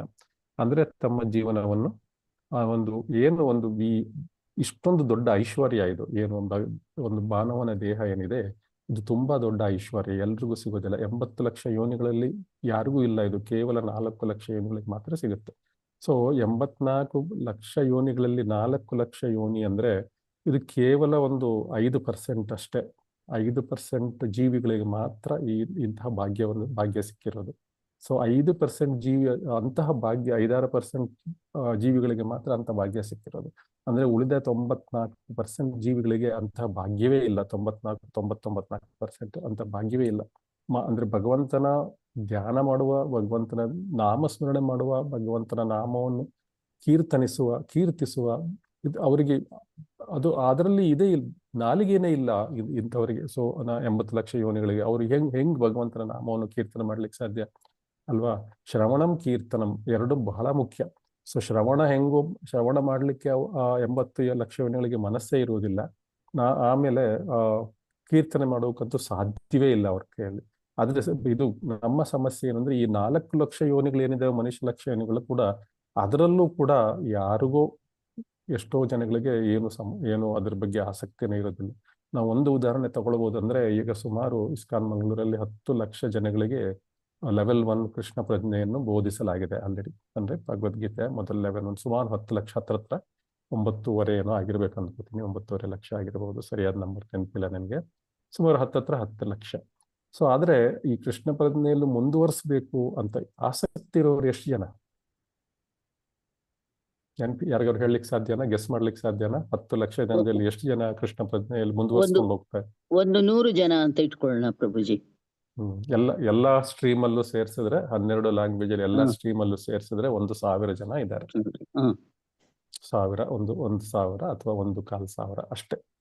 ಎಷ್ಟು? 10 ಲಕ್ಷ ಎಲ್ಲಿ, 1,000 ಎಲ್ಲಿ ಅಲ್ವಾ? 10 ಲಕ್ಷದಲ್ಲಿ 1,000 0.001% ಅಷ್ಟೇ ಇರೋದು. ಸೊ ಉಳಿದವರಿಗೆ ಯಾರಿಗೂ, ಈ ಮಾನವ ಜೀವನದಲ್ಲಿ ಇರೋರಿಗೂ ಕೂಡ, ಸೊ ಇದರಲ್ಲಿ ಈ 4 ಲಕ್ಷ ಯೋನಿಗಳೇನಿವೆ, ಈ 4 ಲಕ್ಷ ಯೋನಿಗಳಲ್ಲಿ 0.01% ಅಂದ್ರೆ ಎಷ್ಟು ಜನಗಳಿಗೆ ಇದೆ ನೋಡಿ. ಸೊ ಅದರಿಂದ ಇಂತಹ ಜನಸಂಘವನ್ನು ನಾವು, ಕೃಷ್ಣ ಪ್ರಜ್ಞೆಯಲ್ಲಿ ಆಸಕ್ತಿ ಇಲ್ಲದ ಜನಸಂಘವನ್ನು ನಾವು ತಪ್ಪಿಸ್ಬೇಕು, ಕಡಿಮೆ ಮಾಡ್ಕೋಬೇಕು. ಯಾಕಂದ್ರೆ ಅವರು ತಮ್ಮ ಜೀವನವನ್ನು ಹಾಳು ಮಾಡ್ಕೋತಾ ಇದ್ದಾರೆ. ನಾವು ಅವ್ರ ಜೊತೆ ಸೇರ್ಕೊಂಡ್ರೆ ನಮ್ಮ ಜೀವನವು ಅಧೋಗತಿಗೆ ಮುಟ್ಟುತ್ತೆ, ಮುಂದಕ್ಕೆ ಹೋಗೋದಿಲ್ಲ. ಸೊ ಅದರಿಂದ ಜನಸಂಘವನ್ನು ತಪ್ಪಿಸ್ಬೇಕು ಅಂದ್ರೆ ಹೇಳೋದು. ಸೊ ನಂತರ ನಿಯಮಾಗ್ರಹ. ಸೊ ನಿಯಮಾಗ್ರಹ ಅಂದ್ರೆ ಇಲ್ಲಿ 2 ಅಗ್ರಹ ಆಗ್ರಹ ಅಂತೇಳಿ. ಅಂದ್ರೆ ಸದ್ಯ ಫಲಕ್ಕಾಗಿ, ಅಂದ್ರೆ ಸ್ವಲ್ಪ ಟೆಂಪ್ರರಿ ಫಲಕ್ಕಾಗಿ ಶಾಸ್ತ್ರದ ಕೆಲವು ವಿಧಾನಗಳ ಅನುಸರಣೆಯನ್ನು ನಿಯಮಾಗ್ರಹ ಅಂತಾರೆ. ಅಂದ್ರೆ ಕೆಲವುದನ್ನು ಅವರು ಒಪ್ಕೋತಾರೆ, ಅದನ್ನು ಮಾಡ್ತಾರೆ. ಸೊ ಆದ್ರೆ ಅದನ್ನು ಸಂಪೂರ್ಣವಾಗಿ ನಿರ್ಲಕ್ಷಿಸುವುದನ್ನು ಅಗ್ರಹ ಅಂತ ಇರ್ತಾರೆ. ಅಂದ್ರೆ ಅಲ್ಪ ಪ್ರಮಾಣ ಆಗ್ರಹ ಅಂತ ಕರೀತಾರೆ. ಆಗ್ರಹ ಅಂದ್ರೆ ಸ್ವೀಕರಿಸ್ಲಿಕ್ಕೆ ರೆಡಿ ಇದ್ದಾರೆ, ಆದ್ರೆ ಅದನ್ನು ಸ್ವೀಕರಿಸ್ಲಿಕ್ಕೆ ಈ ವಿಧಿವಿಧಾನಗಳನ್ನು ಸ್ವೀಕರಿಸ್ಲಿಕ್ಕೆ ಏನಕ್ಕೆ ರೆಡಿ ಇದ್ದಾರೆ ಅವರು ಅಂದ್ರೆ, ತಮ್ಮ ಒಂದು ಆರ್ಥಿಕ ಅಭಿವೃದ್ಧಿ ಮಾಡ್ಕೊಳ್ಳಿಕ್ಕೆ ಅಥವಾ ಅದಕ್ಕೋಸ್ಕರ ಆಗ್ರಹ ಅತಿಯಾಗಿ. ಸೊ ಎಷ್ಟು ಬೇಕೋ ಅಷ್ಟು ಮಾಡಬೇಕು. ನಾವು ಅತಿಯಾಗಿ ಅದನ್ನು ಸ್ವೀಕರಿಸಿದ್ರೆ ನಾವು ನಮ್ಮ ಎಲ್ಲಾ ಸಮಯವನ್ನು ವಿಧಿವಿಧಾನಗಳನ್ನು ಸರಿಯಾಗಿ ಮಾಡೋದಕ್ಕೆ ಕಳಿಸ್ಬಿಟ್ಟು ಭಗವಂತನ ಧ್ಯಾನವನ್ನೇ ಮಾಡದೇ ಇದ್ರೆ ವಿಧಿವಿಧಾನಗಳಲ್ಲಿ ಅಂತಹ ಆಗ್ರಹ ಏನು ಪ್ರಯೋಜನ ಇಲ್ಲ. ಸ್ವಲ್ಪ ವಿಧಿವಿಧಾನಗಳನ್ನು ಅನುಸರಿಸಬೇಕು. ಸೊ ನಮ್ಮ ಇಸ್ಕಾನ್ನಲ್ಲಿ ನೋಡೋದಂದ್ರೆ ಸ್ವಲ್ಪ ಹೇಳ್ತಾರೆ, ಜಸ್ಟ್ ತುಂಬಾ ವಿಧಿವಿಧಾನ ಮಾಡ್ಲಿಕ್ಕೆ ಹೇಳೋದಿಲ್ಲ. ಸೊ ಯಾಕಂದ್ರೆ ಏನು ವಿಧಿವಿಧಾನ ಏನಿದೆ, ಶೌಚ ಈ ರೀತಿಯಾಗಿ ಸಂಪೂರ್ಣವಾಗಿ ಶೌಚಗಳನ್ನು ಕೂಡ ನಾವು ಸರಿಯಾದ ಶೌಚವನ್ನು ಮಾಡ್ಲಿಕ್ಕೂ ಕೂಡ ನಮ್ಮ ಬಾಹ್ಯ ಶೌಚ, ಅಂತರಂಗ ಶೌಚ ಏನಿದೆ, ಇದನ್ನು ಸರಿಯಾಗಿ ಹೇಗೆ ಶಾಸ್ತ್ರಗಳಲ್ಲಿ ಹೇಳಿದ್ದಾರೆ ಅದನ್ನು ಕಲಿಯುಗದಲ್ಲಿ ಮಾಡ್ಲಿಕ್ಕೆ ಸಾಧ್ಯವೇ ಇಲ್ಲ. ಆದರೆ ನಾವು ಮಾಡ್ತೀವಿ ಅಂದ್ಬಿಟ್ಟು ಅದ್ರ ಪ್ರಕಾರ 100% ಮಾಡೋಕ್ಕೆ ನಾವು ಪ್ರಯತ್ನ ಪಟ್ಟರೆ ನಮ್ಮ ಮನಸ್ಸೆಲ್ಲ ಆ ವಿಧಿವಿಧಾನಗಳ ಮೇಲೆ ಹೋಗ್ಬಿಡುತ್ತೆ. ನಮ್ಮ ಮನಸ್ಸು ಭಗವಂತನ ಧ್ಯಾನದ ಮೇಲೆ ಎಂದೂ ಬರ್ಲಿಕ್ಕೆ ಟೈಮೇ ಸಿಗೋದಿಲ್ಲ. ಸೊ ಒಂದು ಉದಾಹರಣೆ, ಒಂದು ಭಾಗವತಮಲ್ಲಿ ಒಂದು ಕಥೆ ಬರುತ್ತೆ. ಒಮ್ಮೆ ನಾರದ ಮಹರ್ಷಿಗಳು ಭಗವಂತನ ಹತ್ರ ಹೋಗ್ತಾರೆ. ಆಮೇಲೆ ದೊಡ್ಡ ಭಕ್ತ ಯಾರು ಅಂತ ಕೇಳ್ತಾರೆ. ಸೊ ಅವಾಗ ಅವ್ರು ಹೇಳ್ತಾರೆ, ಅಲ್ಲೊಬ್ಬ ರೈತ ಇದ್ದಾನೆ. ಪ್ರತಿದಿನ ಬೆಳಗ್ಗೆ ಅವನು ಕೆಲಸ ಹೋಗೋಕ್ಕೆ ಮುಂಚೆ ಅಂದ್ರೆ ಮನೆ ಬಾಗಿಲು ದಾಟಕ್ಕೆ ಮುಂಚೆ ನನ್ನ ಧ್ಯಾನವನ್ನು ಮಾಡ್ತಾನೆ.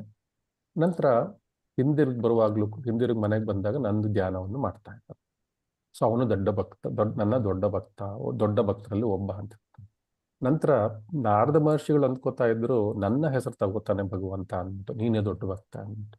ಆದ್ರೆ ಭಗವಂತ ನಾರದ ಮಹರ್ಷಿಗಳಿಗೆ ಹೇಳ್ತಾನೆ, ಸೊ ನೋಡು ಅವನು ದೊಡ್ಡ ಭಕ್ತ ಅಂತ ಹೇಳ್ತಾರೆ. ಅವಾಗ ನಾರದ ಮಹರ್ಷಿಗಳು ಕೇಳ್ತಾರೆ, ಅದೆಂಗೆ ಅವನು ದೊಡ್ಡ ಭಕ್ತ? ನಾನು ಸದಾ ಸ್ಮರಣೆ ಮಾಡ್ತಾನೆ ಇರ್ತೀನಿ ನಿಂದು, ಆದ್ರೂ ನಾನು ದೊಡ್ಡ ಭಕ್ತ ಅಲ್ವಾ ಅವನಿಗಿಂತ ಅಂತ ಹೇಳ್ತಾರೆ. ಅವಾಗ ಭಗವಂತ ಏನು ಮಾಡ್ತಾನೆ, ಒಂದು ಪಾತ್ರೆಯಲ್ಲಿ ಒಂದು ಎಣ್ಣೆನೋ ನೀರೋ ಹಾಕಿಕೊಡ್ತಾನೆ ಅವನಿಗೆ. ಒಂದು ಪಾತ್ರೆ ತುಂಬ ಹಾಕಿಕೊಟ್ಬಿಟ್ಟು, ಇದನ್ನ ಏನ್ ಮಾಡು, ಒಂದು ಸಣ್ಣ ಬೋಗುಣಿ ಟೈಪ್ ಅಂದ್ರೆ ಪಾತ್ರೆ, ಇದನ್ನು ಹಿಡ್ಕೊಂಡು ಸಂಪೂರ್ಣ ಪೃಥ್ವಿಯ ಒಂದು ಪ್ರದಕ್ಷಿಣೆಯನ್ನು ಮಾಡಿಕೊಂಡು, ಬ್ರಹ್ಮಾಂಡದ ಪ್ರದಕ್ಷಿಣೆಯನ್ನು ಮಾಡಿಕೊಂಡು ಬಾ ಅಂತ ಹೇಳ್ತಾನೆ. 2 ಪ್ರದಕ್ಷಿಣೆ ಮಾಡೋದು, 2-3 ಪ್ರದಕ್ಷಿಣೆ ಮಾಡ್ಬಿಟ್ಟು ಬಾ ಅಂತ ಹೇಳಿ. ಸೊ 3 ಪ್ರದಕ್ಷಿಣೆ ಮಾಡಿಬಿಟ್ಟು ನಾರದ ಮಹರ್ಷಿಗಳು ವಾಪಸ್ ಭಗವಂತನ ಬಳಿಗೆ ಬರ್ತಾರೆ. ಸೊ ನಂತರ ಭಗವಂತ ಹೇಳ್ತಾನೆ, ಸರಿ ಈ 3 ಪ್ರದಕ್ಷಿಣೆ ಮಾಡಿದೆಯಲ್ಲ, ಈ ಪ್ರದಕ್ಷಿಣೆ ಮಾಡುವ ಸಮಯದಲ್ಲಿ ನನ್ನನ್ನು ಎಷ್ಟು ಬಾರಿ ಧ್ಯಾನ ಮಾಡಿದೆ ನೀನು? ಸೊ ನಾರದ ಮಹರ್ಷಿಗಳು ಹೇಳ್ತಾರೆ, ನನಗೆ ಮಾಡಲೇ ಇಲ್ಲ, ನನ್ನ ಸಂಪೂರ್ಣ ಗಮನ ನನ್ನ ಈ ಕೆಲಸದ ಮೇಲೆ ಇತ್ತು ನನಗೆ. ಸೊ ಅವಾಗ ಭಗವಂತ ಹೇಳ್ತಾನೆ, ನೋಡು ಆ ಕರ್ಮಿ ಕೂಡ ಏನ್ ಮಾಡ್ತಾ ಇದ್ದಾನೆ, ರೈತ ಇದ್ದಾನೆ, ತುಂಬಾ ಸಾಧಾರಣ ವ್ಯಕ್ತಿ, ಓಕೆನಾ, ತುಂಬಾ ಸರಳ ಜೀವನವನ್ನು ಮಾಡ್ತಾ ಇದ್ದಾನೆ. ಆದ್ರೆ ಪ್ರತಿದಿನ ಕನಿಷ್ಠ ಪಕ್ಷ 2 ಸಾರಿ ನನ್ನ ಧ್ಯಾನವನ್ನು ಮಾಡ್ತಾನೆ. ಆದ್ರಿಂದ ನೀನೇ ಹೇಳಿ ಇವಾಗ ಯಾರು ದೊಡ್ಡ ಭಕ್ತರು ಅಂತ ಹೇಳಿ. ಸೊ ಅದರಿಂದ ನಾವು ಅತಿಯಾಗಿ ಇದು ನಾರದ ಮಹರ್ಷಿಗಳು ಅತಿಯಾಗಿ ವಿಧಿಗಳನ್ನು ಅನ್ನಿಸ್ಕೊಂಡು ಹೋದ್ರು. ಅದು ಅವ್ರಿಗೆ ಏನಾಗಿತ್ತು, ಭಗವಂತ ನಾಮಸ್ಮರಣೆ ಮಾಡ್ಲಿಕ್ಕೆ ಆಗ್ಲಿಲ್ಲ. ಸೊ ಅದರಿಂದ ಅತಿಯಾಗಿ ಕೂಡ ನಾವು ಈ ವಿಧಿವಿಧಾನಗಳನ್ನು ಅನುಸರಿಸಿ ಮಾಡ್ಕೊಂಡು ಹೋಗ್ಬಾರ್ದು. ಎಷ್ಟು ಬೇಕೋ ಅಷ್ಟು ಮಾಡಬೇಕು, ಇಷ್ಟ ಆಗುತ್ತೋ ಅಷ್ಟು ಮಾಡಬೇಕು. ಸೊ ಎಲ್ಲವನ್ನು ಕೂಡ ಮಾಡ್ಕೊಂಡು ಕೂತ್ಕೋಬಾರ್ದು. ಅದು ಕಲಿಯುಗದಲ್ಲಿ ತುಂಬಾ ಕಷ್ಟ ಅದನ್ನೆಲ್ಲ ಮಾಡ್ಲಿಕ್ಕೆ. ನಮ್ಮ ಮುಖ್ಯವಾದ ಧ್ಯಾನ ಏನಿರ್ಬೇಕು, ಭಗವಂತನ ಮೇಲೆ ಇರಬೇಕು. ಭಗವಂತನ ಮೇಲೆ ಇರ್ಬೇಕಾದ್ರೆ ಸ್ವಲ್ಪ ವಿಧಿವಿಧಾನಗಳ ಸ್ವಲ್ಪ ತಪ್ಪುಗಳಾದ್ರೂ ಕೂಡ ಭಗವಂತ ಅದನ್ನು ಕ್ಷಮಿಸ್ತಾನೆ. ಹಾಗಾಗಿ ನಮ್ಮ ಮನಸ್ಸು ಯಾವಾಗಲೂ ಭಗವಂತನೇ ಇರಬೇಕು. ನಂತರ 2ನೇದು ಆಗ್ರಹ ಆಯ್ತು. ಆಗ್ರಹ ಅಂದ್ರೆ ಸಂಪೂರ್ಣ ವಿರುದ್ಧವಾಗಿ ಪಾಲಿಸೋದೇ ಇಲ್ಲ, ಕೇರೆ ಮಾಡೋದಿಲ್ಲ. ಸೊ ಆ ರೀತಿಯಾಗಿ ಬದುಕೋಗ್ತಾರೆ. ಸೊ ಇಲ್ಲಿ ಅಗ್ರಹ ಅಂಡ್ ಆಗ್ರಹ 2 ಪದಗಳಲ್ಲಿ ಯಾವುದರ ಮೇಲೆ ನಾವು ಒತ್ತು ಕೊಡ್ತೇವೆ, ಅದರ ಮೇಲೆ ನಾವು ನಿಯಮಾಗ್ರಹ ಎಂಬ ಶಬ್ದವನ್ನು ಸರಿಯಾಗಿ ಅರ್ಥ ಮಾಡ್ಕೊಳಕ್ಕಾಗತ್ತೆ. ಎಲ್ಲಿ ನಾವು ಯಾವ ರೀತಿಯಲ್ಲಿ ಬಳಸ್ಕೊತಾ ಇದ್ದೀವಿ, ಅಂದ್ರೆ ಉಳಿದ ಶಬ್ದಗಳು ಆ ಸೆಂಟೆನ್ಸ್ ನಲ್ಲಿ ಯಾವ ರೀತಿಯಾಗಿದೆ ಅದರ ಮೇಲೆ ಈ 2 ಶಬ್ದಗಳ ಅರ್ಥವನ್ನು ನಾವು ಅರ್ಥೈಸಬಹುದು. ನಂತರ ಶ್ರೀಲ ಪ್ರಭುಪಾದರು ಬಂಡವಾಳವಾದಿಗಳಿಗೂ ಮತ್ತು ಕಮ್ಯುನಿಸ್ಟರಿಗೂ ನಡೆದಿರುವ ಯುದ್ಧಗಳ ಬಗ್ಗೆ ಹೇಳ್ತಾರೆ. ಸೊ ಇವ್ರ ಕೆಲಸ ಏನಂದ್ರೆ ಅತ್ಯಾಹಾರ, ಅಂದ್ರೆ ಅಗತ್ಯಕ್ಕಿಂತ ಹೆಚ್ಚನ್ನು ಶೇಖರಿಸಿಡುವ ಒಂದು ಸಮಸ್ಯೆ ಇವರಿಗೆ. ಸೊ ಅವರು ಶ್ರೀಲ ರೂಪ ಗೋಸ್ವಾಮಿಯವರ ಉಪದೇಶವನ್ನು ಪಾಲಿಸೋದಿಲ್ಲ, ಅತ್ಯಾಹಾರವನ್ನು ಮಾಡ್ತಾರೆ. ಸೊ ಇವ್ರು ಕಮ್ಯುನಿಸ್ಟ್ ಆಗಿರ್ಲಿ, ಬಂಡವಾಳಗಾರ ಕೈಯಲ್ಲಿ ಏನೇ ಕೊಟ್ಟರು ಕೂಡ ಏನು ಪರಿಹರಿಸಲಿಕ್ಕೆ ಸಾಧ್ಯ ಇಲ್ಲ. ಬಂಡವಾಳಗಾರ ಕೈಲಿ ದುಡ್ಡು ಕೊಟ್ರೆ ಅವ್ರು ಭದ್ರವಾಗಿ ಅದನ್ನ ಇಟ್ಕೋತಾರೆ. ಅವ್ರು ಏನಕ್ಕೂ ಯಾರಿಗೂ ಕೊಡೋದು ಇಲ್ಲ, ಮಾಡೋದಿಲ್ಲ. ಇಲ್ಲ ಅವ್ರು ಬಂಡವಾಳ ಮಾಡ್ತಾರೆ, ಬಂಡವಾಳ ಹಾಕಿ ಇನ್ನಷ್ಟು ಒಂದು ಅತಿಯಾಗಿ ಕೆಲಸ ಮಾಡಿಸ್ಕೋತಾರೆ, ಕೆಲಸಗಾರರ ಕೈಯಲ್ಲಿ ಇನ್ನಷ್ಟು ದುಡ್ಡು ಮಾಡುವಂಥದ್ದು. ಈ ರೀತಿಯ ಸಮಸ್ಯೆ ಅವ್ರು.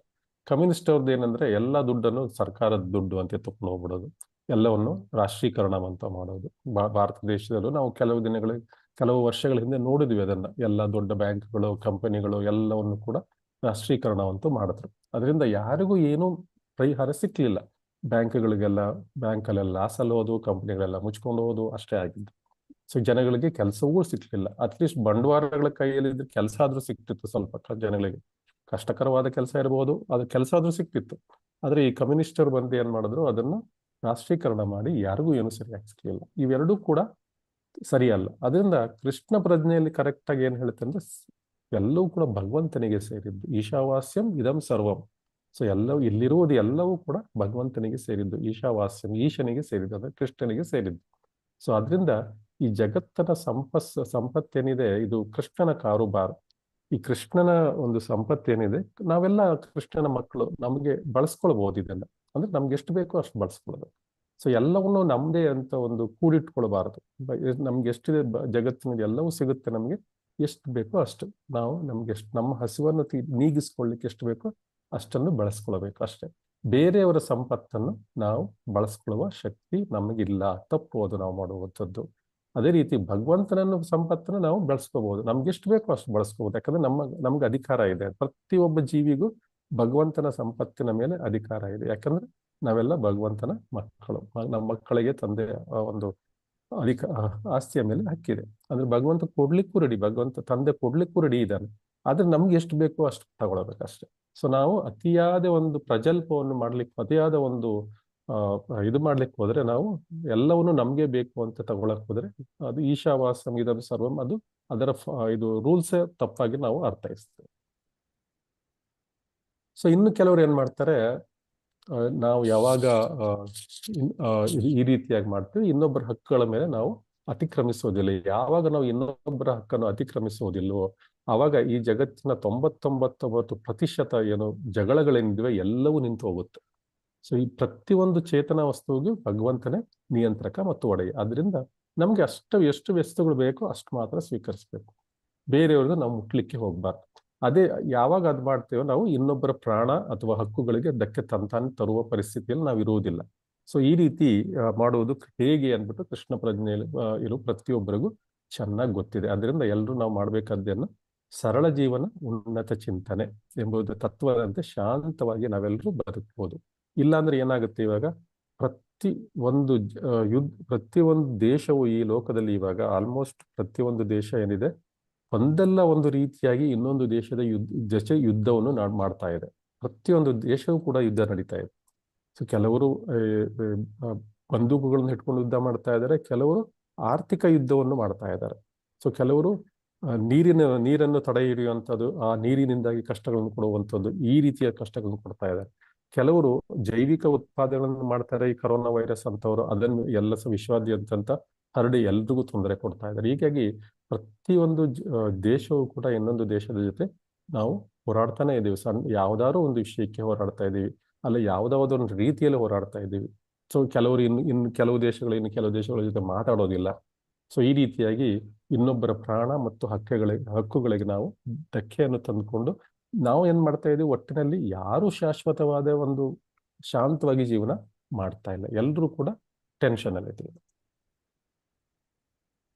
ಸೊ ಯಾವಾಗ ನಾವು ಈ ಅತ್ಯಾಹಾರವನ್ನು ಇದಂತ ಮೂಲಭೂತ ದೋಷ ಅಂತ ಹೇಳ್ತಾರೆ ಶ್ರೀಲ ಪ್ರಭುಪಾದರು, ಇದನ್ನ ತೊಡೆದಾಗ ನಾವು ತೊರೆದಾಗ ಮಾತ್ರ ನಮಗೆ ಎಲ್ಲಾ ಸಮಸ್ಯೆಗಳಿಗೂ ಪರಿಹಾರ ಸಿಗುತ್ತೆ.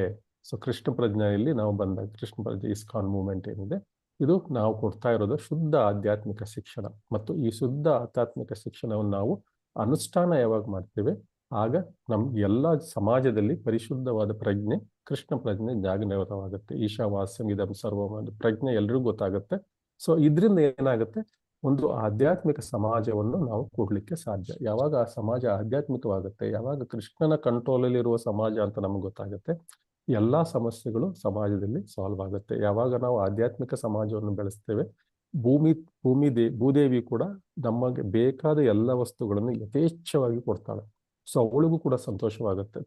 ನಾವೆಲ್ಲ ಭೂದೇವಿಯ ಮಕ್ಕಳು ಕೂಡ ಅಲ್ವಾ. ಸೊ ಭೂದೇವಿಗೂ ಕೂಡ ಸಂತೋಷ ಆಗುತ್ತೆ. ನಾವು ಎಲ್ಲರೂ ಚೆನ್ನಾಗಿ, ಯಾರು ಜಗಳ ಮಾಡದೆ ಎಲ್ಲರೂ ಚೆನ್ನಾಗಿದ್ರೆ ತಾಯಿಗೂ ಖುಷಿ ಅಲ್ವಾ. ಸೊ ತಾಯಿ ಯಥೇಚ್ಛವಾಗಿ ತನ್ನ ಪ್ರೀತಿಯನ್ನು ಕೊಡ್ತಾಳೆ. ಪ್ರೀತಿ ಕೊಡುವುದಂದ್ರೆ ನಮಗೆ ಬೇಕಾದ ಎಲ್ಲ ಜೀವನದ ಭೌತಿಕ ಅವಶ್ಯಕತೆಗಳನ್ನು ಅವಳು ಮಾಡಿಕೊಡ್ತಾಳೆ.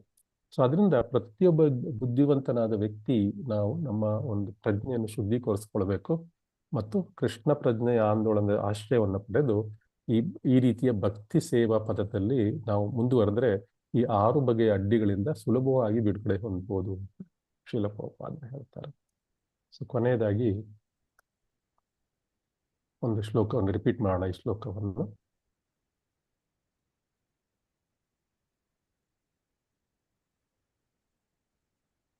ಅತ್ಯಾಹಾರ ಪ್ರಯಾಸಶ್ಚ ಪ್ರಜಲ್ಪೋ ನಿಯಮಾಗ್ರಹ ಜನಸಂಘಶ್ಚ ಲೌಲ್ಯಂಶ್ಚ ಷಡ್ವಿರ್ಭಕ್ತಿರ್ವಿನಶ್ಯತಿ.